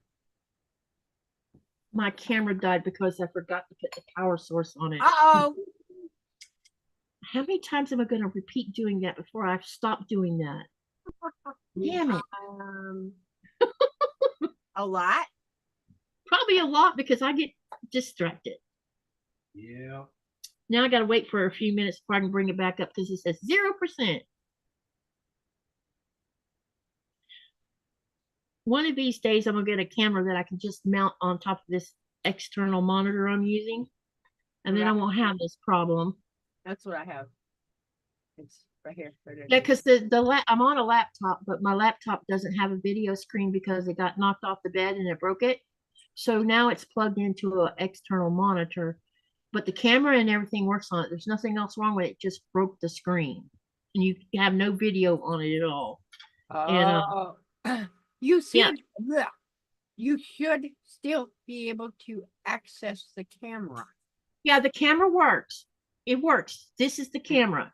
Okay. But Okay. what I'm saying is, to use a second camera, I use my phone, but I'm constantly forgetting to plug this stupid thing in because it does. This phone is old.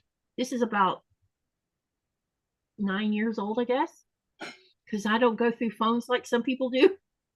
I don't go through phones. I don't. I had to Yeah. recently get a new phone because mine got, you know how sometimes they get fat. Yeah, Battery went flick, and yeah, I this still thing will use. die fast. I still used it until I can't tape it any longer, and I had to get a new phone. Yeah, and then the one I actually use, it's a 2018 model, right, honey? Yeah, because then I had it a whole year before I ever even turned it on because I was still on this one. And I'm like, well, there's nothing wrong with this one. And he's like, you need to switch over because this one doesn't stay charged long enough. Because every time I would fly with it, it would die. Mine's, So, mine's the 2025 version. I'm thinking about switching to Samsung and getting away from OnePlus, unless I can buy their professional 12 one that they got, because I'm really not happy with the video part of it. When I go out with Torben and Ellie on the fishing and sailing part, I feel like I could do better because she has a Apple iPad. And her iPad's, I think she said her iPad was 6 or 7 years old now. It makes the most extraordinary pictures and video. Now, I'm not going to buy Apple, but if I buy Samsung, I can get that same effect. Right. And I used to have Samsung and it made great pictures. All right, let me press these real quick. I'll be right back.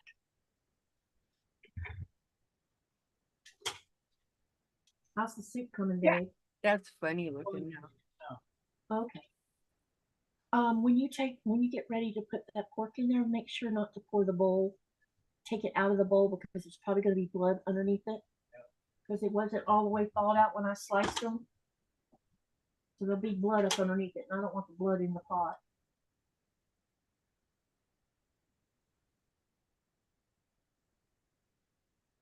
Because I cheated and went ahead and cut it. Cheater. I was just trying to make your life a little easier, baby. Well, I'm going back to my mistress soon, so I'm a cheater too. Yeah, you're going back to your mistress.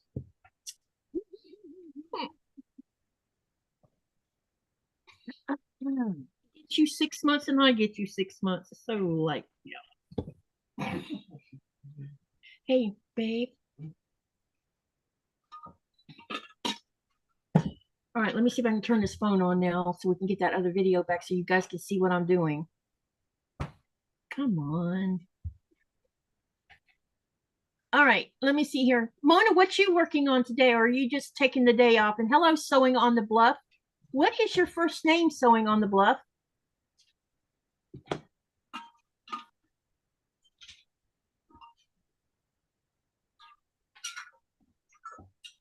You know. Yeah, I'm not sure if I know this channel. It means I'm going to have to go pay it a visit so I can see. He says, he or she says listening in.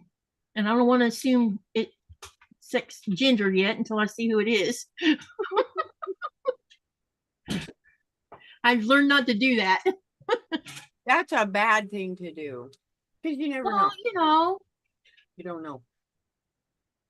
it's getting where, you know, you have to be proactive. What was that that hit the floor? Knife. Somebody put in the out. That would have been me because I cut a bag of chicken legs open. She says, I'm Jessica over on Discord. Okay, gotcha. Now let's see if I can remember you said that.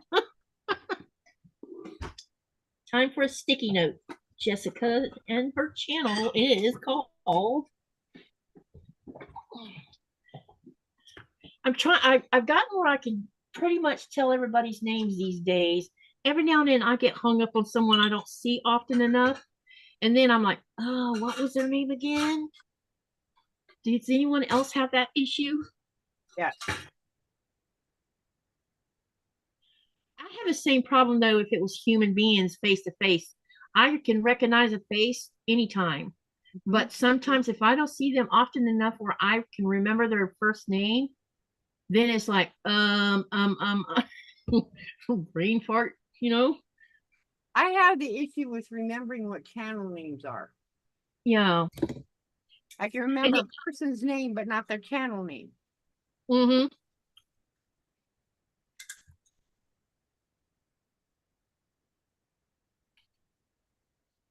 There.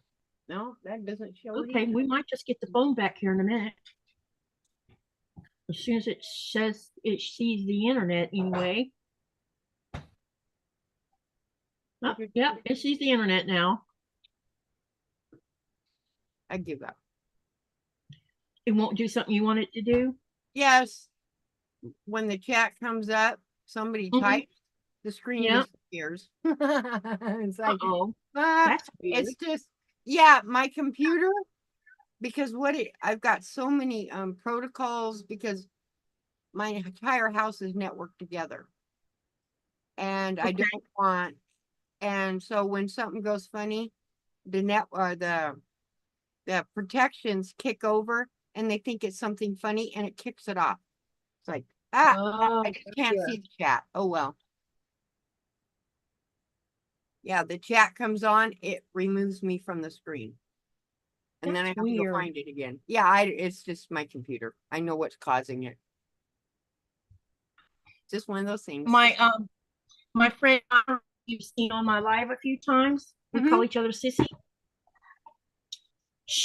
I have to send her all the information for Zoom because for whatever reason, she can't just click on the link and log on. She has to put all the information in. That's the strangest thing. I can't either. You can't either? Well, thanks for telling me that. I didn't know it wasn't normal.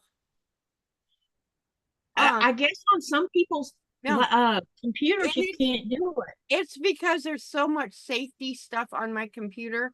Just like mine won't say passwords. I have that completely blocked off.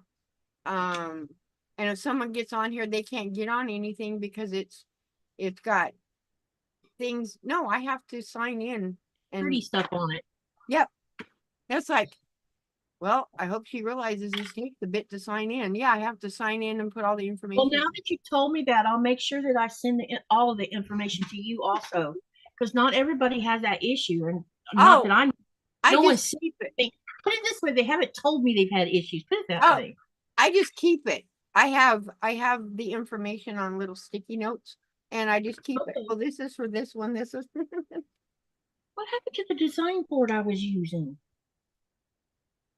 Behind you? No, this. Oh, duh. I'm like, oh, right behind you. Well, I was looking. I was seeing the big one. See this really huge one here. Yeah. But this huge one will not fit in here. Well, it might, but it's tight. Yeah, that's why I made different sizes.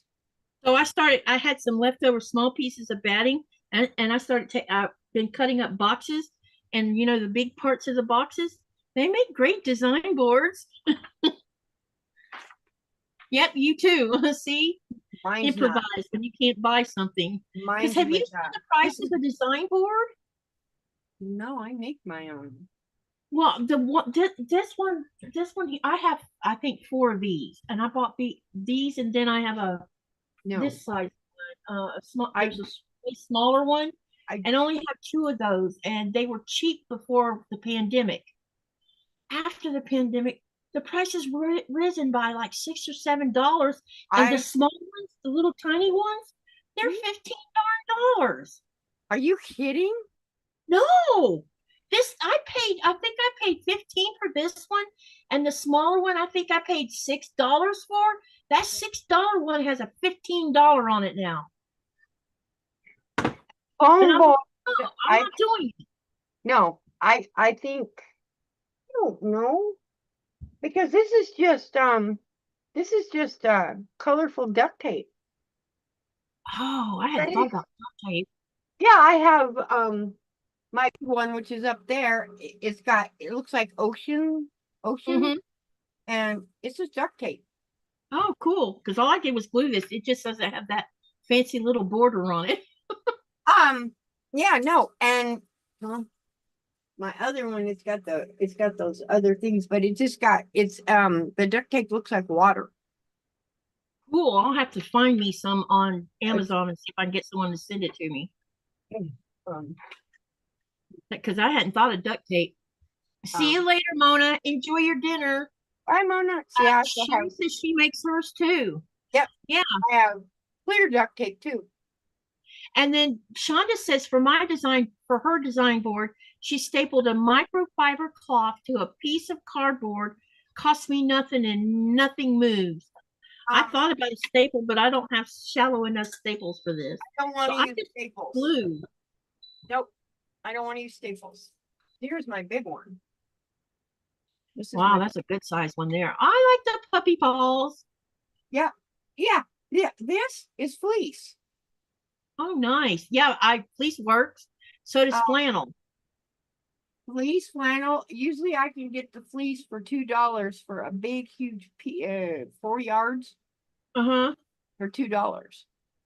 Wow. This one What's needs behind press. this? That's really cool. Oh, yeah, another one. Yeah, it's that big mystery quilt. The blocks are huge. But that's where that one stays. Okay, so 1, 2, 3. No, you can use the regular. I tried hot glue and I didn't like it. I didn't like messing with the hot glue because it I'll show left. you the glue I use. Someone had a live, I don't know, it's not up here now. Someone did a live and they had this it comes in a blue stick. Can't remember the name of it. But when I went and looked it up, I'm like, oh, so I bought one because I could actually It does. It works. and it does just fine for this. Yes. 2, I need to do 8 of these, it says. So 4. I get mine like this. It's purple. It's purple. Mine's purple. Yeah, it looks like that. It has that color inside of it. So you must have something the same as what I got. Yeah. I just didn't I care. was worried about the color leaving spots on my fabric, and then It when I dries put it clear. here, yeah, Dries clear. No, because they do make clear in that too. I just didn't like the glue yeah, because I wanted to be able to change this if I feel like it. yeah, With the glue, you can't. yeah. That's true.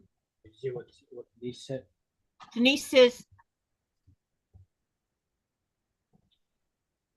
Rita has a great tutorial on how to make them, says Sherry. I Then did. Denise, and the prices will continue to rise, but buy only what you absolutely need. Yeah, that's why I'm being really. And I talked to my son about that same thing. I'm like, you need to be holding on to your money right now. Yep. Don't be spending it on things you really don't need. Yep. No, because Oh. and try to stock up on things while it's, especially if it's on sale. Well, because like I got another fan, which is up there, and the box it came in. I'm gonna cut it and make another board out of it. So here's the thing about I was going to talk to y'all about this because I'm a little annoyed. So my son, as most of you know, is working, Mhm. and he's still living in the place at the local well they finally started charging him rent. I think in late February. I think so. His first, or it was March, and he had to make the first one in April. Okay, so he also had to update with SNAP and Medicaid. Do you know that even though he is not making a living wage and he's paying almost $600 a month for rent, they cut his food stamps by $200? Yes, because how SNAP works, it works based off your income and it's matched dollar for dollar over a certain amount. But it's not meeting the needs of the inflationary prices going on right now. And Doesn't so matter. now they're feeding themselves off of $200 worth of food stamps and supplementing on what's left of his check by the time he pays, because he has to pay car insurance on his car. He Yeah, doesn't have a doesn't- car payment, but you Okay. cannot drive your car without insurance. Okay. And insurance in Georgia is expensive. But the way they figure it this way, a car is not a necessity, and that's a fact. Well, how can it not be a necessity? Because if you don't have it, you can't get to work. Now you can bicycle. That's a fact. A car is not considered a necessity, Well, that's wrong. but that's how it is. If you don't have a job, then you get full access to all of SNAP. You get full. Once you have a job, the money is marked dollar for dollar. Well, It's I just think like- that's wrong. It is wrong. It's just like when at the end of the year, everybody gets that COLA raise. Well, I don't know what that is. if you're on Social Security, whatever, they give you a Oh, yearly it's the cost of living. cost of living increase. It's called COLA. Oh, got you. Okay, got you. Now I You get 2.3% increase, but that 2.3 comes off of SNAP. So to me, there is no increase. no, there's not. And then you also, because they consider you making that, that means any copays you have on medication goes up 2.3%. Yeah. So I, Hey, Flicky. Shauna says they deliberately build our cities to make them not walkable, then say Right. the car is not necessary. Exactly. I mean, Right. my son works in a warehouse, and the Right. warehouse is probably 15 miles away. right, And he has a son, and his Right. son has to be put outside at a certain hour in the morning to be picked up by a bus. right. But he still has to be work at 7 a.m. and his son is out there at 6:45. You can't ride a bike 15 miles in such and such amount of time if you're staying to make sure your son is on a bus. But they don't, that's just how the thing is calculated. And he could probably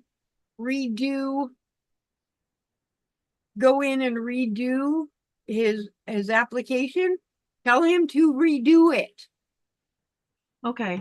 and put the added expenses. Yeah, because the day every time his son, so right now he goes to a place called Impact after school. Now Right. Impact is closed on Fridays. So Thomas has to pay someone every Friday to take care of his son Okay. when he's not in school. When he is in school, he still has to find someone to watch his son after school on Fridays. See, he needs to resubmit an application and I'd have to look it up. There is also a place he can go that will help pay for that. Because if he He gets doesn't pay for Impact. That Impact is covered through something through the county of the area he lives in. They're paying for that. no, And the you know, daycare side.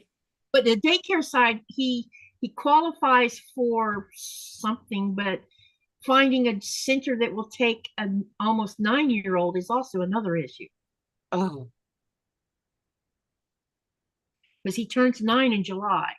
oh, So yeah. so Over. his case, yeah. So his caseworker that handles Thomas's mental health along with the stuff relating to where he's living at, she handles 2 or 3 different things for him because Thomas has a disability, so they have to work with that disability.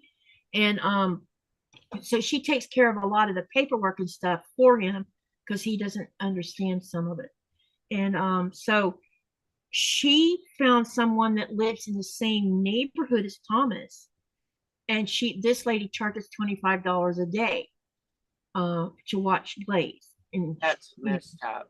That's messed up. and so that comes straight out of Thomas's pocket. That won't come out of the grant that he actually qualifies for. He just needs to resubmit an application, but he also should qualify for the daycare worker to be paid.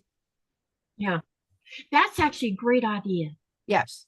I don't remember the exact name, but they pay someone with, as long as they've got some kind of a mental thingy, they will give funding to help. It's kind of like compensation for extra, it's called extra help. Okay. That's what it's called. The same thing that, and I think it falls under the medical insurance, because they'll pay, like, if I had to have, I could have somebody come in here and help me. Otherwise, it's like $600 a month to have them, Yeah. but the insurance would pay for them. And I said, no, I don't want nobody in here. If I I have, see, Flicky knew what you meant by COLA. I yeah, it's didn't. like, yeah, COLA, it's the cost, yeah, cost of, but they just The call it cost COLA. of living up there. Yeah, Sherry says, I didn't know that Rita, about the increase in Social Security and SNAP. Yeah. And Laura says, during the pandemic, my husband was laid off for 7 months. My mom suffered a stroke. We had to move them in with us because Yeah. they couldn't care for themselves Yes. at the time. We are still trying to recover. Flicky says, I'm pet sitting near a protest area. It's not safe to go out. oh And then, God, and then Jessica says, for Fridays, he needs to get a receipt so he can claim it as, yep, I have him doing that. yes, So I can do his taxes, yes, put it on his taxes. Because I told him, I said, make sure you get a receipt. I can claim that on your taxes for you. And then Denise says, someone wanted to increase the minimum wage to $15 an hour for the current $7.25. The argument against it is that people will lose jobs and that is such a, excuse my language, that's horseshit. no, that's what happened here, Katie. That's People have lost their jobs here because Arizona's minimum wage is almost 15 an hour. Yeah, but what they need to be doing is holding the employers accountable for this, because they're getting richer Mhm. off the backs of someone they're paying minimum wage. You cannot make a living off $7.25. No. My son makes $12 an hour and is still not a living wage. Well, so what they started doing is, because, like, I'm talking like the small ones that own the small franchises. I mean, a small mom and pop So store. small mom and pop, I know it's harder for them. But a lot of the franchises here have gotten rid of all their employees, period. And they pulled in them little robot things. And those things creep me out. Do you know over here? Okay. My little job, the one I do during the summer months, Mhm.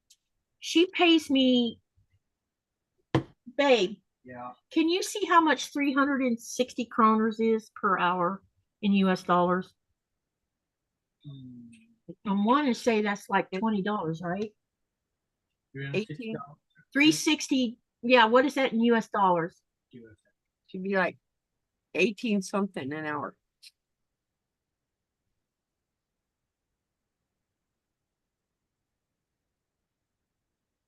Every time you say that, I think chronos. That's a disease. Kroners. Sorry. Yeah.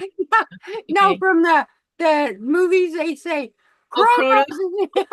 I'm like, what do you mean chronos? That's a disease. And So yeah, listen to this. I make 55. How much? 55.76. I Yeah. make $55.76 an hour for my little part-time summer job per hour. right. She pays me that. I didn't ask for that. Right. And I'm pretty sure that I've had that same whatever. But I also get paid, like if like when I'm tour guiding and I have 30 people in a group that I'm taking through the tannery, I also get a certain amount of money for every person that's in my group. She pays me that too. If a cruise ship cancels and we were supposed to work that day and she's already got everybody in line, including coffee mix, we Right. get a little loss of income, which, Right. well, we lose our income for that day, She Right. turns around and gives us a small amount of money from her business. It's not the full amount we would make per hour, but it's a little like Mhm. little egg of money that we would have not even got at all had she not done that. Right, She right. doesn't, and I wasn't aware she was doing that until because I never see pay receipts, and I had asked for a pay receipt, I guess last year, and I got to look at it, and I'm like, oh, I got paid because I wasn't even there because they canceled our job that day. I didn't know she was doing that.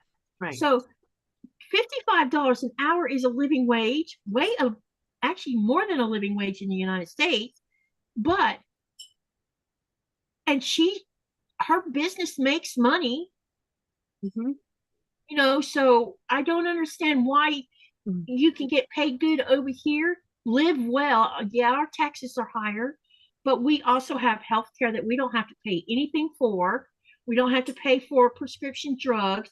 We don't have Correct. to pay to send our kids to college. All of this stuff our tax dollars pay for, but we still live well. I mean, when I said money's tight right now, it's because food prices are up, our fuel went up, and our income hasn't gone up. So of course we have to tighten our belt a little bit. But I'm not worrying week to week how I'm going to pay the electric bill or how I'm going to pay the mortgage on our house. We have that. I just don't have what we call mad money right now. And mad Right. money means fabric money or Lego money or, travel money. I just look at it like this. I only spend after everything is paid, and then I have to stop and think, is this a need, a want? If it's something I Yeah. want, do I really need it? Yes. Because I've had that discussion with Thomas actually. I Mhm. said, there's a difference between what you want and what you need. Okay, and I gave him an example. I said, do you need to buy games to put on your Switch when you already have games on your Switch? No. And he says, no. I said, so it's a want, right? Yes. I said, so there's what I'm talking about. And you need to be more proactive. And when money's going to be tight, don't be doing any of that. You can do without it. What you need to worry about is making sure that you can pay your rent, pay your insurance, pay for the internet, because for a while there, me and Nikolai were paying for it because the only way I could talk to him was him have phone service, and you just can't go through life without it. And so we were supplementing that, and I was paying for his car insurance because if car insurance expires, they take the tags away, then they take his driver's license away, and then if he drives to work illegally, then they'll impound his car, then he'll have to go to court, then he'll have to pay all of these fines that he doesn't have money for. Right. One vicious circle for someone who's living paycheck to paycheck. That's how you become homeless. That's how he became homeless for 10 months. Right. One vicious circle. And we learned a lot while he was homeless. Right. And anyone who says that people are homeless by their own volition, no, they're not. No. Nope, they're not. No. I mean, I can tell you, before I came over here, I was one paycheck away from being homeless. I'm being homeless. No. Yeah, it's not a picnic. It's not fun. No. People don't ask for that to happen to them. Mine was I am so very thankful for Georgia, because when we moved him to Georgia, I didn't know what was going to happen with his homelessness, and yes, it drug out for 10 months. But when everything started coming into place and he got social workers, there was 3 different workers that are working with him, and they got Blaze into school, and everything settled down, and they finally got him a place to live, and he's all settled. A lot of y'all know I've talked about that this is the first time my son's ever had a place of his own. He's always lived with other people since the death of his dad, because he couldn't compensate for the loss of his dad, is what it was. That's what set that. I think that action of his dad set everything else into motion. And did he apply? The girls put themselves, but he didn't. No, did he apply to get? It should be ERPA. I don't know what that is. It's a program that every single state in the United States has, it pays a percentage towards your utilities or your rent or both. That might be what he's on because he Um, doesn't pay full rent and he doesn't even have to pay a water bill or That electric bill. sounds like HUD.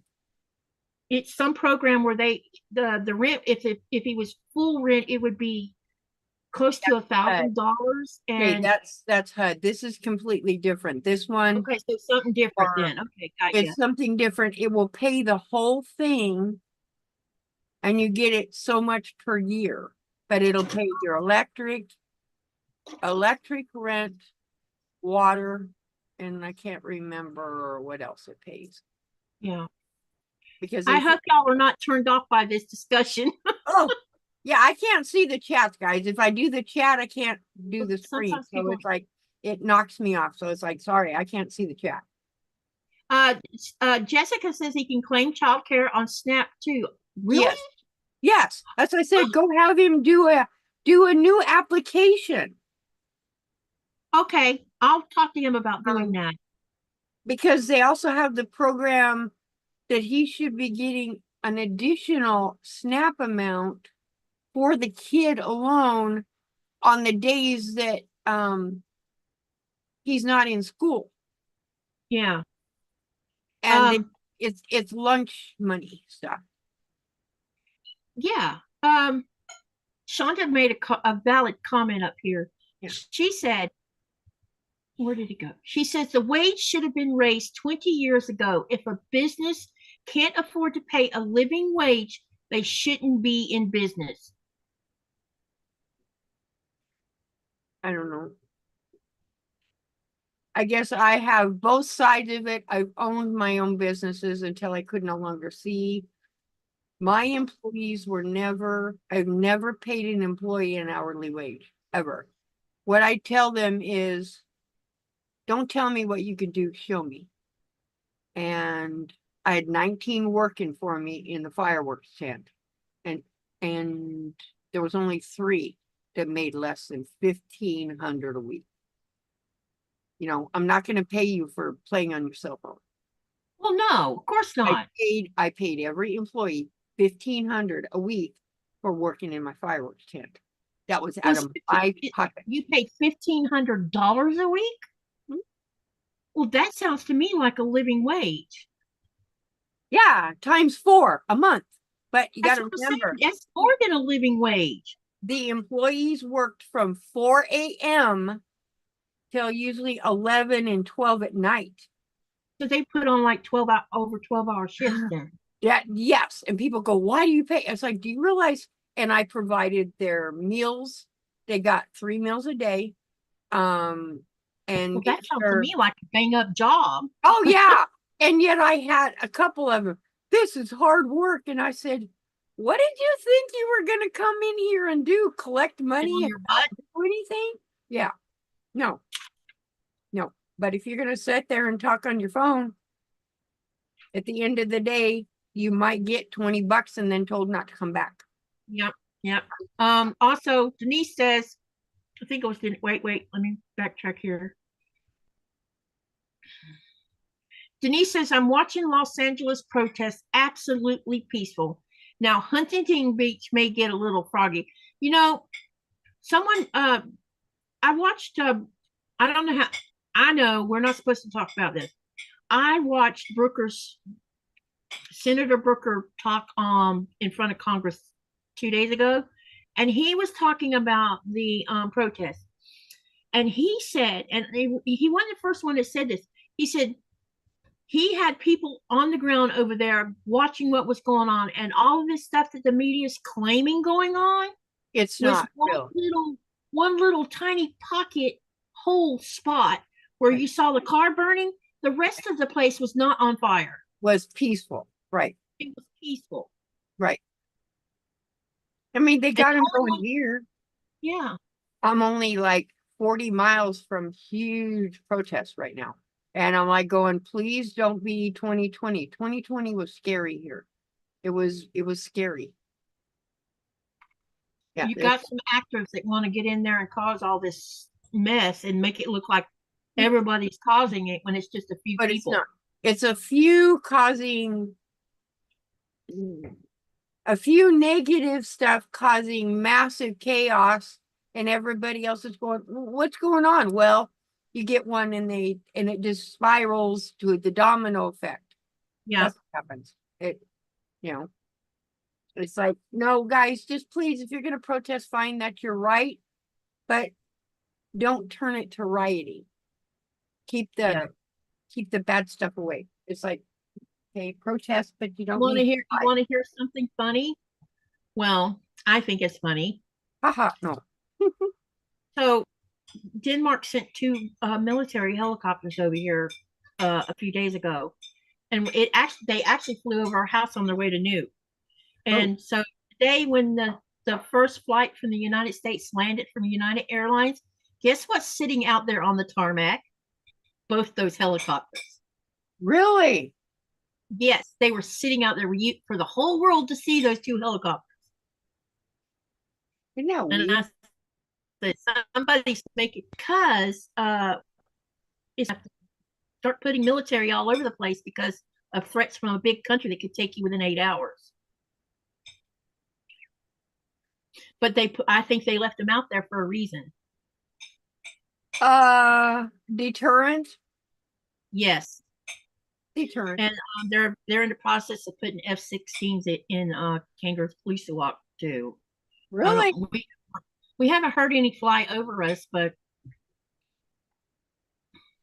Deterrent. A lot of it is deterrent. Like the.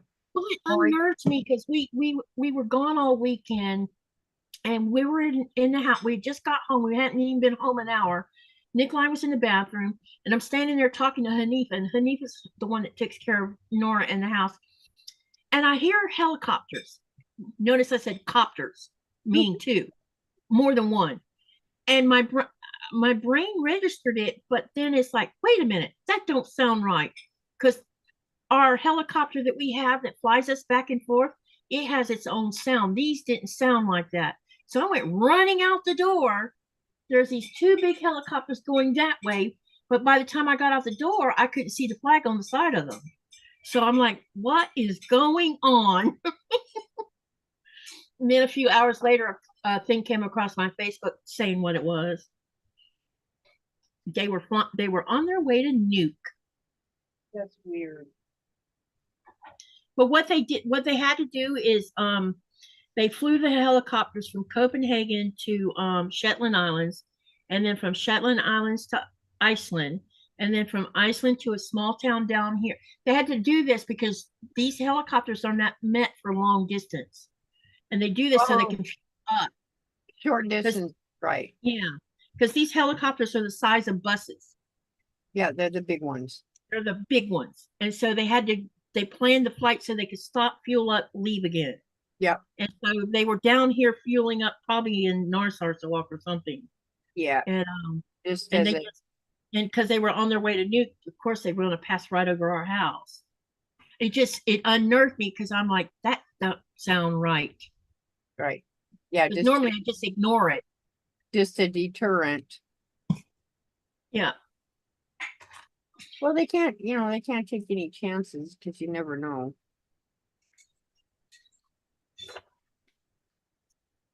Well, I have to say that Denmark has finally decided, well, we need to do our part, make sure that everybody's safe. That Greenland stays independent like it wants to be, I think all the countries should leave the other countries alone. Just let them. I agree with you. This is the 21st century. Why are countries wanting to take other countries? I don't understand. I'm not a politician, and I love the United States. There's nothing I can say that would say it against. But I think United States, Iran, Israel, Bogota, whatever, just leave each other alone. Stop telling each other how to run each other's countries. Just leave each other alone. That's all I gotta say. Just take care of your own country and leave everybody else alone. Yeah, if you don't like it there, don't go there. But don't tell other countries how bad they're being. It's like, seriously. Flicky says $1,500 a week, and then she says the idiots here have been tracked to being J6ers. What's it? Oh, January 6ers. Got you. Yes. Now Yeah. I understand. Hey, Debus. They're still there. Yeah. And United Airlines is still there too. It's still on the ground? Yeah. I wonder why they haven't left yet. They must be waiting on someone must be delayed somewhere. You can see him on Google. Yeah, he's looking at the airport. Live feed. He's doing there's a live all our airports have live feeds now, including Yeah, here they in all my do. town. Yeah, they all do. It's weird to see on Google. I always watch on Google. I go and check out my helicopter pad, so the heliport sometimes to see what's sitting on the because a lot of times I don't even hear them take. I've gotten so desensitized to the sound of helicopters, Mm-hmm.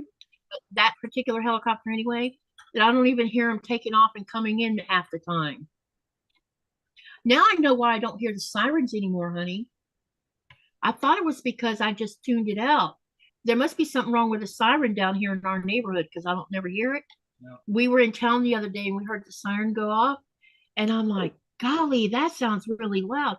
He says there's one up here too. Apparently the one in our neighborhood don't work anymore. Why do they got sirens going on? Something to do with World War II, I think. Oh, telling people to stay away or what? I don't know. Nikolai doesn't even know what the purpose of them are. Really? Maybe they're just doing testing. But every Wednesday they test them, make sure they work. At noon they go off. And when I first moved, the first time I heard it, I'm like, what the heck is that? Because I'd never heard one before. Oh yeah, Because Florida doesn't have them. they're loud. And it was deafening, but now I got where I don't even hear them half the time. Yeah, they're And I loud. told Nikolai, I said, if there was a real emergency, I'd be in trouble. Yeah, because you'd be ignoring it. Because I've totally ignored them, the sound. Yeah, you get tuned out to the sound. The only thing I can't tune out, I've tried to tune it out, is when they're blowing up rock right up the road. That makes my house shake. Oh, They're interested in the live feed of our helipad or Nuke. Yep. What now? Are they interested in live feed? Nikolai wants to know if y'all are interested in the live feed of the airport Nuke or our heliport. sure. And I'll turn it off over here. That's what I was watching on the TV. Sure. I'm That'd sending. be cool. Can you put it inside the channel? That's what I was watching I don't over think here. I have you set as moderator, do I? I was don't know. Say something in the chat. Let me see your name. I don't know if I made you moderator not. in the chat. He's not blue. Where is his? I don't see his name at the moment. He's not blue. No. And I haven't made you moderator. There's moderator everywhere else, but here, uh-oh. Is there something wrong with this picture? Baby, say something in the channel so I can fix that. Yeah, he's not moderator. And one day I said, Oops. must have been bad. He's not a mod. Oh, I guess I thought I had him as moderator, but I guess not. Oops. I'm slacking on the job here. This is That's home. funny. Oh, he's moderator. Yeah. Is he? Last time He I just seen it, I wasn't. Yeah, there he is. He's posted. I better make sure I haven't miscounted these, darn it. Of course, sometimes I don't see the chat goes by so fast. I'm like, okay, screw it. I can't see it. Oh, how did I miscount these? Unless I dropped some on the floor and didn't know it. The one in Nuke didn't want to go Which one is that? The Nuke one or the one here? home. Okay, the one he just posted, that first link is for here at home. And it's a Google Nuke. They have Yep. to Google Nuke? Yeah. Okay. Live, just search for Nuke Airport webcam live. Yeah, you'll have to search, Google search if you want to see the Nuke one. Yeah. You'll see United Airlines sitting on the tarmac right now. What's weird is today's society with so much technology, they could actually make AI stuff and set it on the tarmac and people think it was real. Yeah, let's hope they don't do that though. That would I mean, think about it. creep me out if Oh. yeah. Oh, No, let's not go there. no, but as a deterrent, Yeah, But that would make sense. there's nothing really there. Yeah. Like That runway. every time I see an AI thing, I think of that old commercial. Is it live or Memorex? I've been seeing things coming across my Facebook over the last month and a half. Yep. Where they're posting, listen, they're posting pictures. Yep. Of Greenlandic children in their national suits. And when you put in there, did you have permission to post these pictures from the parents here in Greenland? And I've shared a couple of the pictures. I said, do you know whose kids these are? On my Facebook, and someone says, yeah. I said, do you know if the parents granted permission for this website to be sharing their pictures? She says, no, they have not. Right. So they're stealing people's pictures and putting them up. But I guess I look at it, if you do, as I say, if you don't want the world to see something, don't post it. Well, I don't know that these people have even posted their Greenland kid pictures on Facebook to start with. There's no other way for someone to get them. Yes, there is. Dipstick. You can be a tourist. Oh, you're talking. Oh, okay, and you- okay. So here's a Okay, good I see example. what you're saying. You have a wedding going on, and or Right. first day of school, which happens to be the same day a cruise ship comes sliding in. It's not They illegal though. They go right up there and they'll take pictures and not even ask. Yeah, it's not illegal Around because and post those on their social media, and then someone Right. else's social media picks them up. right. And here they Yes. are. Because they're in the public thing, it's not illegal. I was talking, in fact, we were having this discussion over the weekend with Torben. Torben made a comment. He says, you know what I saw? I'm like, no.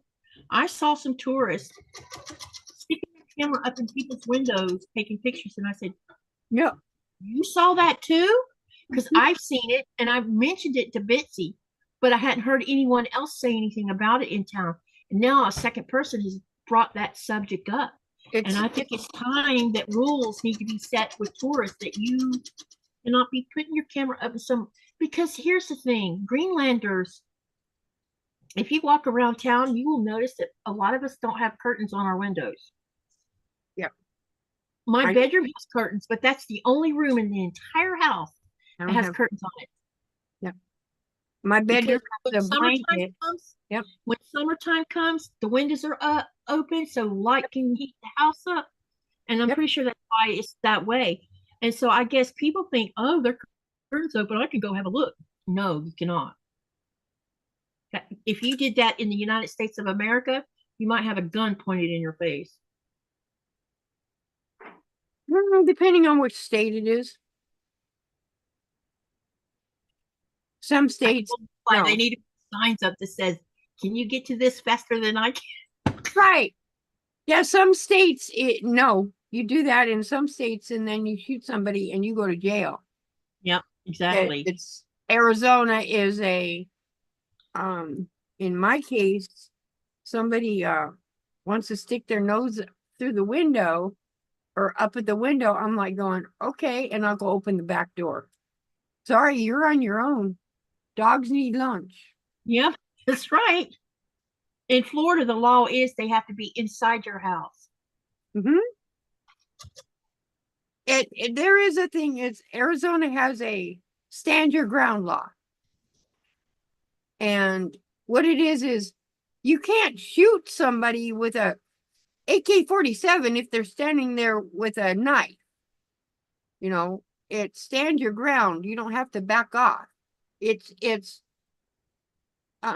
like if they have a knife and you shoot them with a 22, it's fine. But if they have a knife and you get your AK-47 and shoot them and kill them, you're going to get in trouble because that's considered a deadly force. That is deadly force. Right. But if they have an AK-47 and you have one, then it's considered the same. You know, it's like Gotcha. Okay. I don't know who would own one of those big things. I don't own guns no more because my temper's too bad. I can't almost killed somebody because he made me so mad. I almost shot him. I shot over his head And I got rid of my guns after that. Nope, I can't do it. 1, 2, 3, 4, 5, 6, 7, 8. I don't think that I could. I think I would wound someone, but I would not. I couldn't end them because that would be on my conscience forever. I shot someone before, but I it was have. for trying to break into the house, and I shot him. And I still remember that. There's nothing. It is a sound you will never forget. And no, no. And here, if somebody breaks into this house, my dogs are going to eat them. And then I have a deputy sheriff that lives right next door. Yeah. Yeah, there's cops all over the things. If somebody breaks into this house, I don't know what to tell you because the dogs are going to eat you for lunch. Oh, we lost our German Shepherd less than a year ago, and Right. me and Nikolai's had this discussion about, we don't have, people were detour. We don't have violence here or crime. That's the big. I guess the biggest crime thing that's a problem right now is we think they're kids doing it, but we've got problems with windows being broken on businesses, and sometimes people's houses are like my boss just had a window broken where someone threw a rock through it just out of meanness, Why don't they have cameras up? Well, that was my saying. It's time to put cameras up so they can figure out who it is doing it. People Because have cell phones. Your cell it- phone can be a camera. It's been an epidemic because they don't know who's actually doing it because they Yeah. wait till everybody's asleep to do it. That's when they're doing it. Yeah. Late at night, I think. So it's been an epidemic, but as far as violence is concerned, we don't have that problem. But in the current atmosphere of things, if I did have to defend myself, I have nothing to defend myself with. So we've been having that discussion.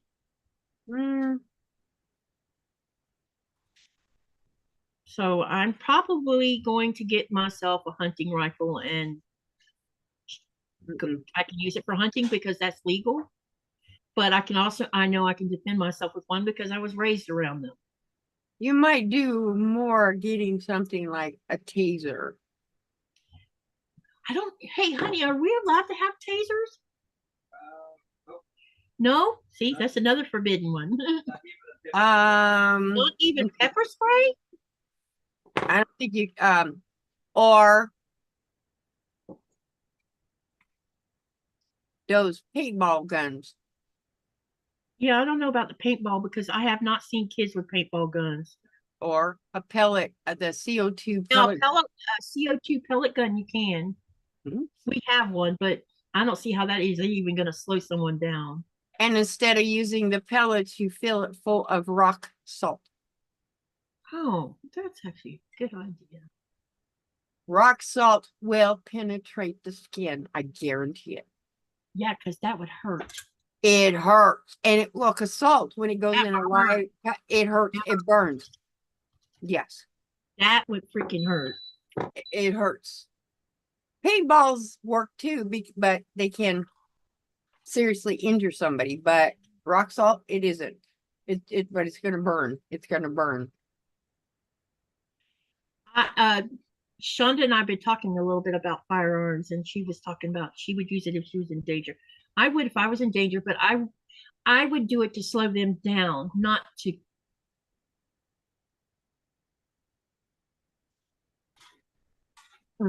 But then they could get you for. No, from what I understand, if someone breaks into my house and I use my hunting rifle here, and this person's trying to harm me, I probably would not get in trouble. But do they have a hunting rifle that they're trying to hit you with? See, there's a catch. It's equal force.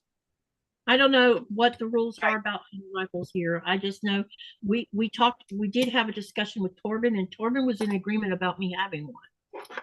Right. Because I'm here alone a lot. What do you want to do with the bones? Throw them out. Well, no, you put them in a bag and freeze them, and I'll make bone broth while you're gone. Are they intact enough to do it? Yeah. Okay, yeah, do that. Put them in a freezer bag and freeze them. Or and I'll deterrence. Yeah.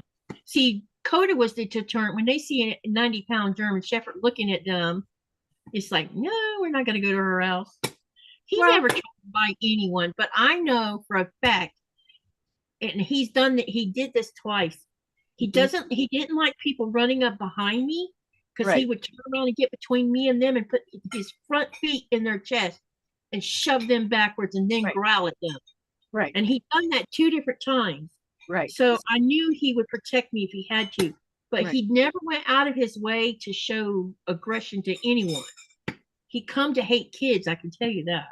Right. Because they would stand up there at the road and make noises which would make him bark, and then I would be out there scolding him for barking.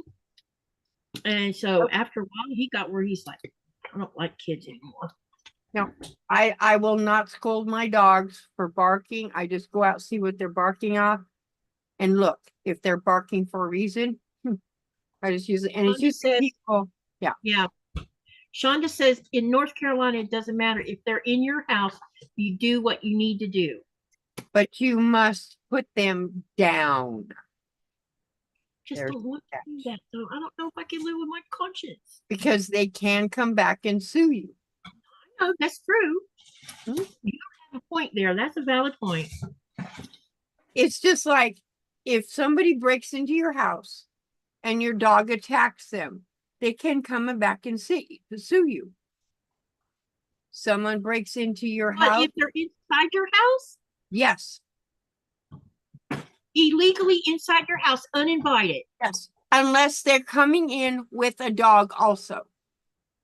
that is the most weirdest law I've ever heard of. However, you take the same scenario. Somebody breaks into your yard and your geese attack them. They can't sue you. Geese make great watchdogs. Geese are mean. They're vicious, especially the males. Yes. And especially when you got little babies. Oh my God. They're The mean. males are, oh my goodness, they're vicious. Mhm. But it's Uh, just like, wait a minute. I can get geese and train them as guard dogs. They attack somebody, nobody's going to do them. But if my dogs, if now someone jumps the fence, comes into my house, I guarantee you the dogs are going to get them. Flicky Cheeky said because someone in the U.S. government likes 1930s Germany. Right. She wonder who she's talking about. Don't say it. Let's see. Oh, it should be flying. Is it in the air now? Yeah, the United Air is still there. Oh, it's still there?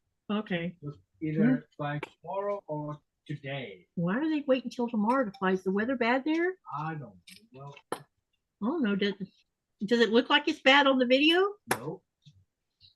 I Should think be they're flying waiting to see what happens. The Bad or after they don't have enough passengers, one, I don't know.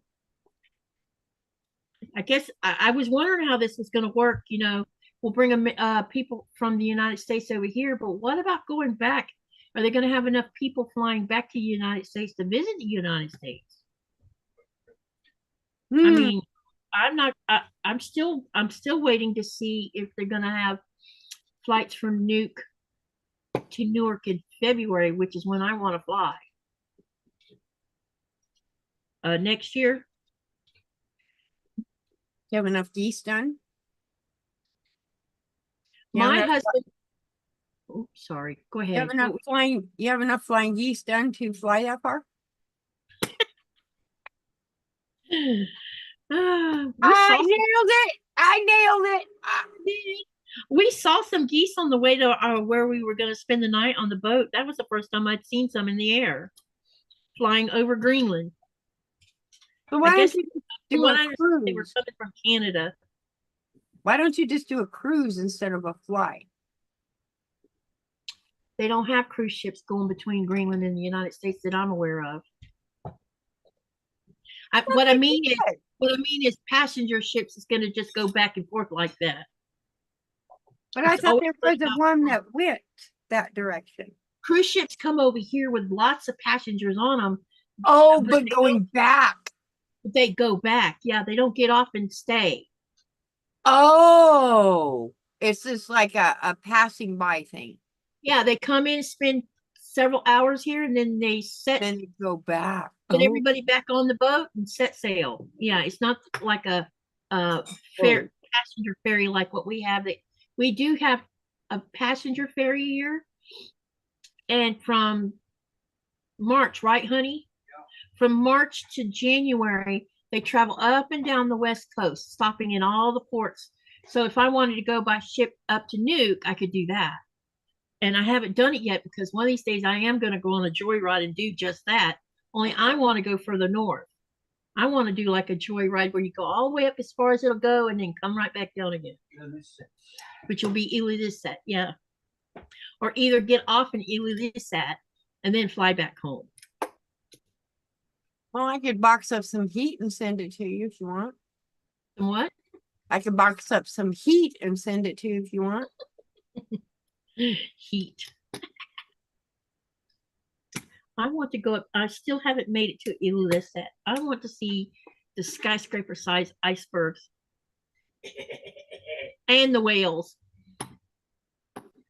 The I humpback haven't whales. seen the whales. The humpback whales hang around the icebergs. Most of them go up to, most of them that are seen when it relates to humpback whales are mostly seen up in Ilulissat. Down here we see Mickeys sometimes. I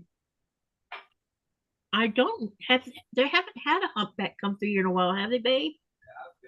But we hardly ever hear about them or see about them. Wait. Most of them I know about whales is because they sometimes a hunter gets one and brings it into the port so that people can get their share of meat off of it.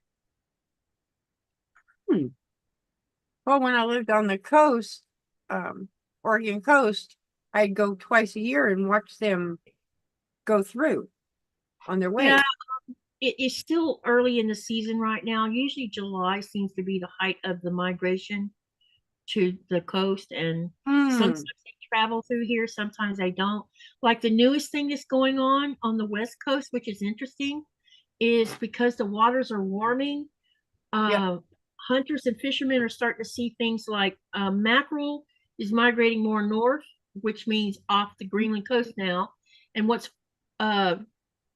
yellowfin tuna is following the mackerel. Yep. Guess what's following the yellowfin tuna? It's at the top of the apex predator chain under the water. Is that And I'm not those? talking about sharks. Are they- Orcas. Oh, okay.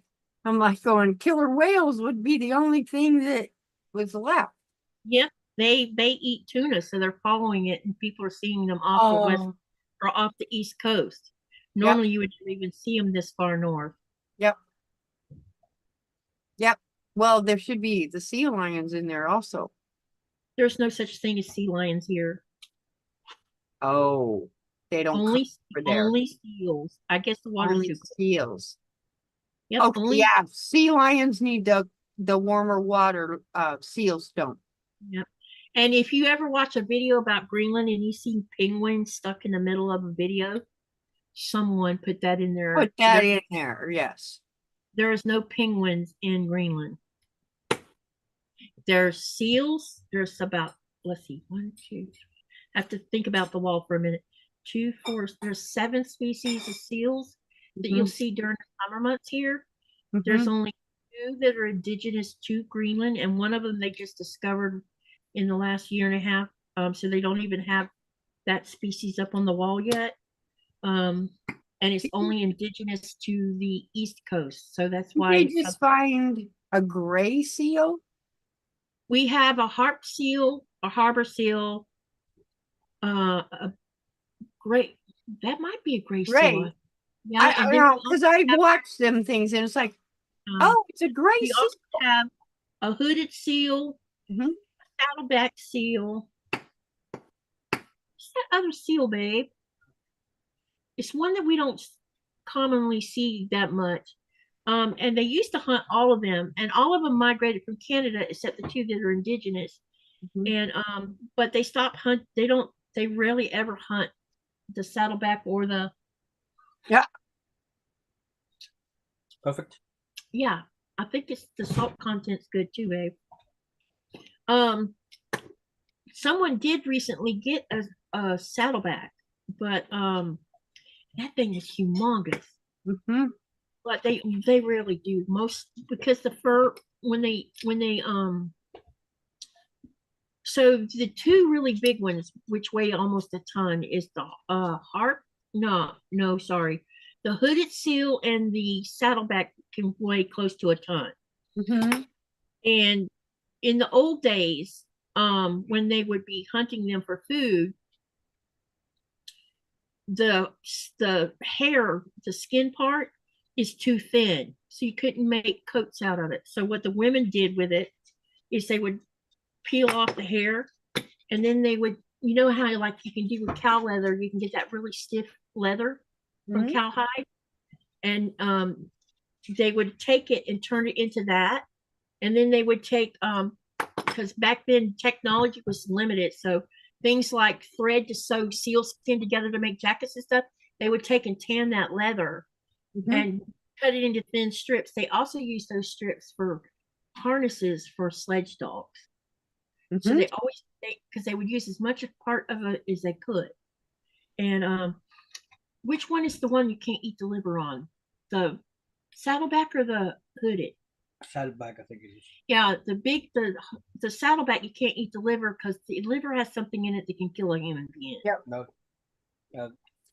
they can get they if you feed it to the dog, it will be like a drunken dog. Yeah, it's something's in it. Yep. You lose your hair.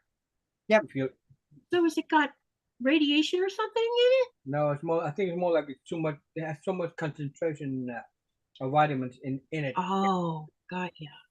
Kind of So like the albacore tuna has a ton of mercury in it, and it's not safe for cats. When you ate whale meat, did you notice that your body heated up? Yes. It's because they're high in niacin.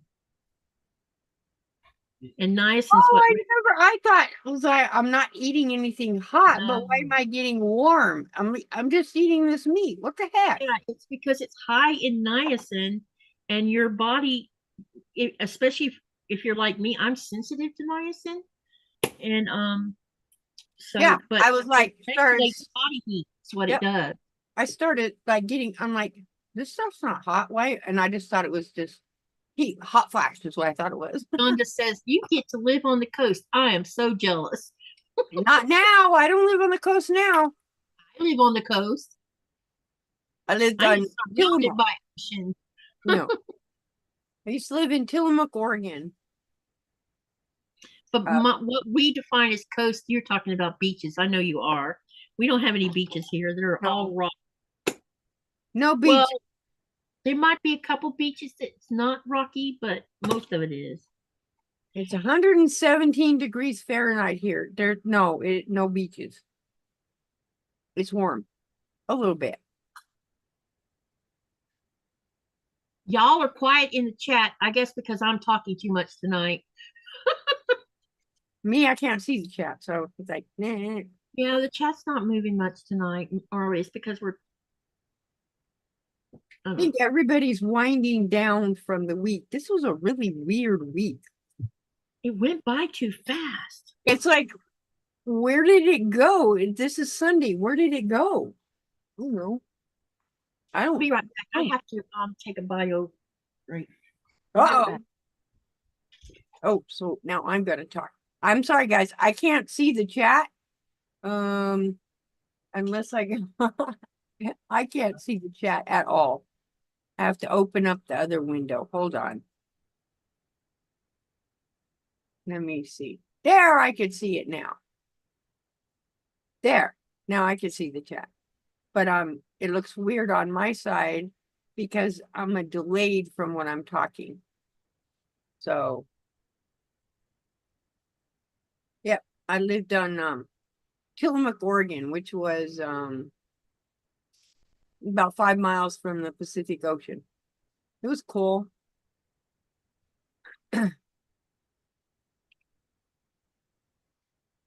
Hey, cool. Doesn't matter. Well, and then I lived in Baltimore, Maryland for a while too. Goodness, I was Yep. waiting too long. What's everybody doing? What's everybody working on? That's what I want to know is what they're working Yeah, I was like, on. where's everybody working on? Everybody knows what I'm working on. I'm doing something. And Katie's making corn candy corn. That's what that looks like. Candy corn, doesn't it? I'm like going candy corn. There's a lot of these. I had to make eight of these, orange and green, and Yeah. 8 of the orange and yellows here. Oh, that reminds me. That little thing I said it looks like a frog. Yeah. without mouth. You I'll talking show about you. my square and a square one? No, that did. thing on your sewing machine. Oh yeah, my little monster. I will show you what it looks like to me.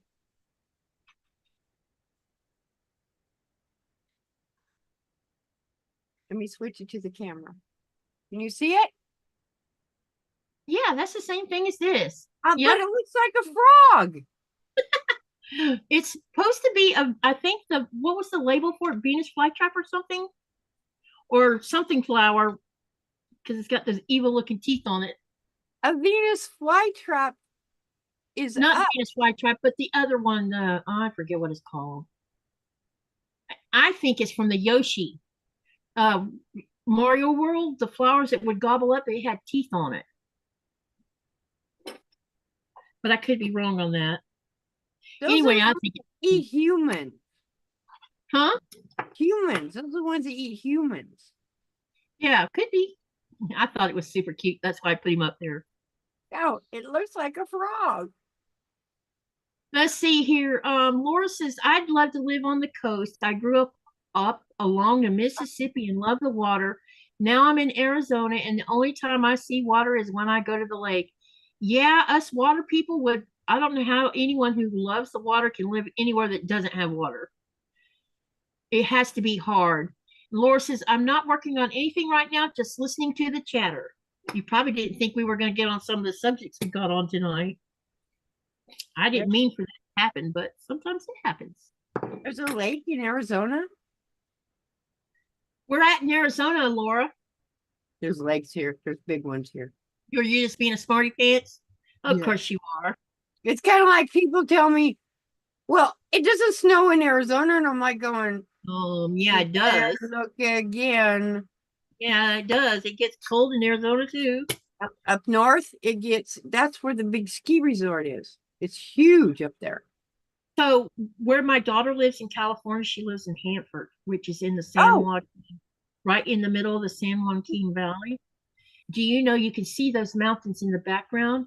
And every time I come in, like between February to July, or if I come in the fall, I can see snow on those mountains. Yes. Yep. Yeah, this time of year, I mean, it's literally 117 right now, Fahrenheit. You can go outside and still see snow on the ski resort. And you're like, how is that even possible? You have 117 degrees down in the valley, but it's, snow up there. Yeah, because the elevation is super high. Yeah. Did you see my big fish I caught? Oh. No? You did? Mm-mm. I wish I'd have took a picture of the big one I caught. That one. You know what I did on about the big one? you the showed really that huge on a video, right? Yeah. I Oh, put a video up there. You see me catching 2 of them. Yes. But I caught, the last one I caught was way bigger than the 2 you see me catching. And you know what I did? I traded Torben for one of his smaller ones. I said, can I trade you this big one for the smaller one? Because he's going to take the really huge, because he caught a really huge one too. So they're probably up in age. And that's why I didn't want to keep the big one. He's going to use them for his crab pots. Later, Judy. See you later, Judy. She says, I'm in Gilbert, Arizona. There are many lakes here. I think Canyon Lake is the closest to me. Nice. Saguaro Lake should be not too far from you either, Laura. So do those lakes get fed by something bigger than them? Or are they a natural thing from the ground? No, they get fed. There's 3 of them together. Saguaro, Canyon, and I don't remember the other one, but they're actual. I don't think Saguaro is man-made. I don't think. I can't remember. I haven't paid attention much lately to see where the Colorado River is on its. Last time I was keeping up with it for a little while because it was dropping, Right. using a lot of water. Right. Is it still dropping or has it regained any of it? It's dropping because of what they did. They rerouted it. Why did they do that? The large companies trying to take more water than they should and not have to pay for it. So what's happening to the hydropower plant that it drives? Don't know. There's big controversies here. Big ones. Because I knew they were arguing over who gets how much water, especially since the Right. native people were getting sacrificed in the process. Yes. Big communities are not getting the water because those big companies are coming in, buying the land, planting whatever, and that what they're planting isn't staying in Arizona. It's not. You really shouldn't even be doing that to desert property anyway. I mean, if you take it back to nature and let nature do its thing, it might be better. Well, they had and Laura can know, I'm sure she'll know what I'm talking about. They had a whole community of the water that wasn't getting any more water, and the city came in or town came in and said, no, we're not going to do. We're talking $1 million homes. They had no water. Wow. So I don't remember. I don't know if they ever, and they weren't allowing them to haul water in. Well, because that means they would be taking it from somewhere. Correct. And they wouldn't let them hook up to city water because it would take away from the water from somebody else. So I don't know whatever happened to all them. It was an entire area. Maybe they're sitting empty. No, people are still living in them, Wow. but they're going and getting like 55-gallon drums of water. Sounds kind of like the old days, huh, honey? Uh-huh. We have villages and settlements here that Mhm. don't have running water. Right. So they have a pump. It's a pump house, right, honey? Yeah. They have a freshwater pump house, I guess, and they pump the water, and then they put it in the whatever they put it in and haul it up to their house. So they don't have running sewer lines either. Still, some of that still, kind of reminds me of some places in the United States. Mhm. We had a house down here at the end of our road. They must have put. You haven't seen them. They must have put plumbing in, honey, Yeah. because they're not doing what they were doing.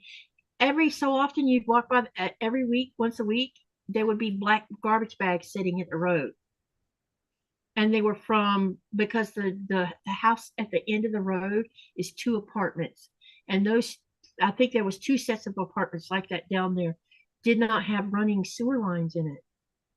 So those black bags had their stuff in it. Oh, wow. But I noticed when Cool.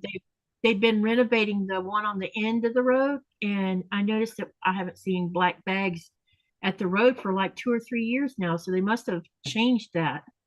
I told Nicola, I said, everyone else has running water and sewer. Why don't they? He didn't know why they didn't. I mean, why didn't they just go build themselves an outhouse? It's not that hard. I guess they didn't. Well, one of the things about down here we live down here by the lake, and there is very restrictive rules about the lake because all of our water comes from that lake. Yeah, And that's true. so there's a bunch of things we can't do down here.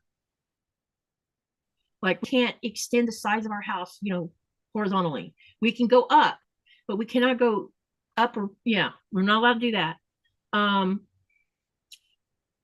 What There's empty spots down by the lake where no houses are allowed to be built there. No new housing is allowed to be built down here, period. No motorized vehicles are allowed on the lake.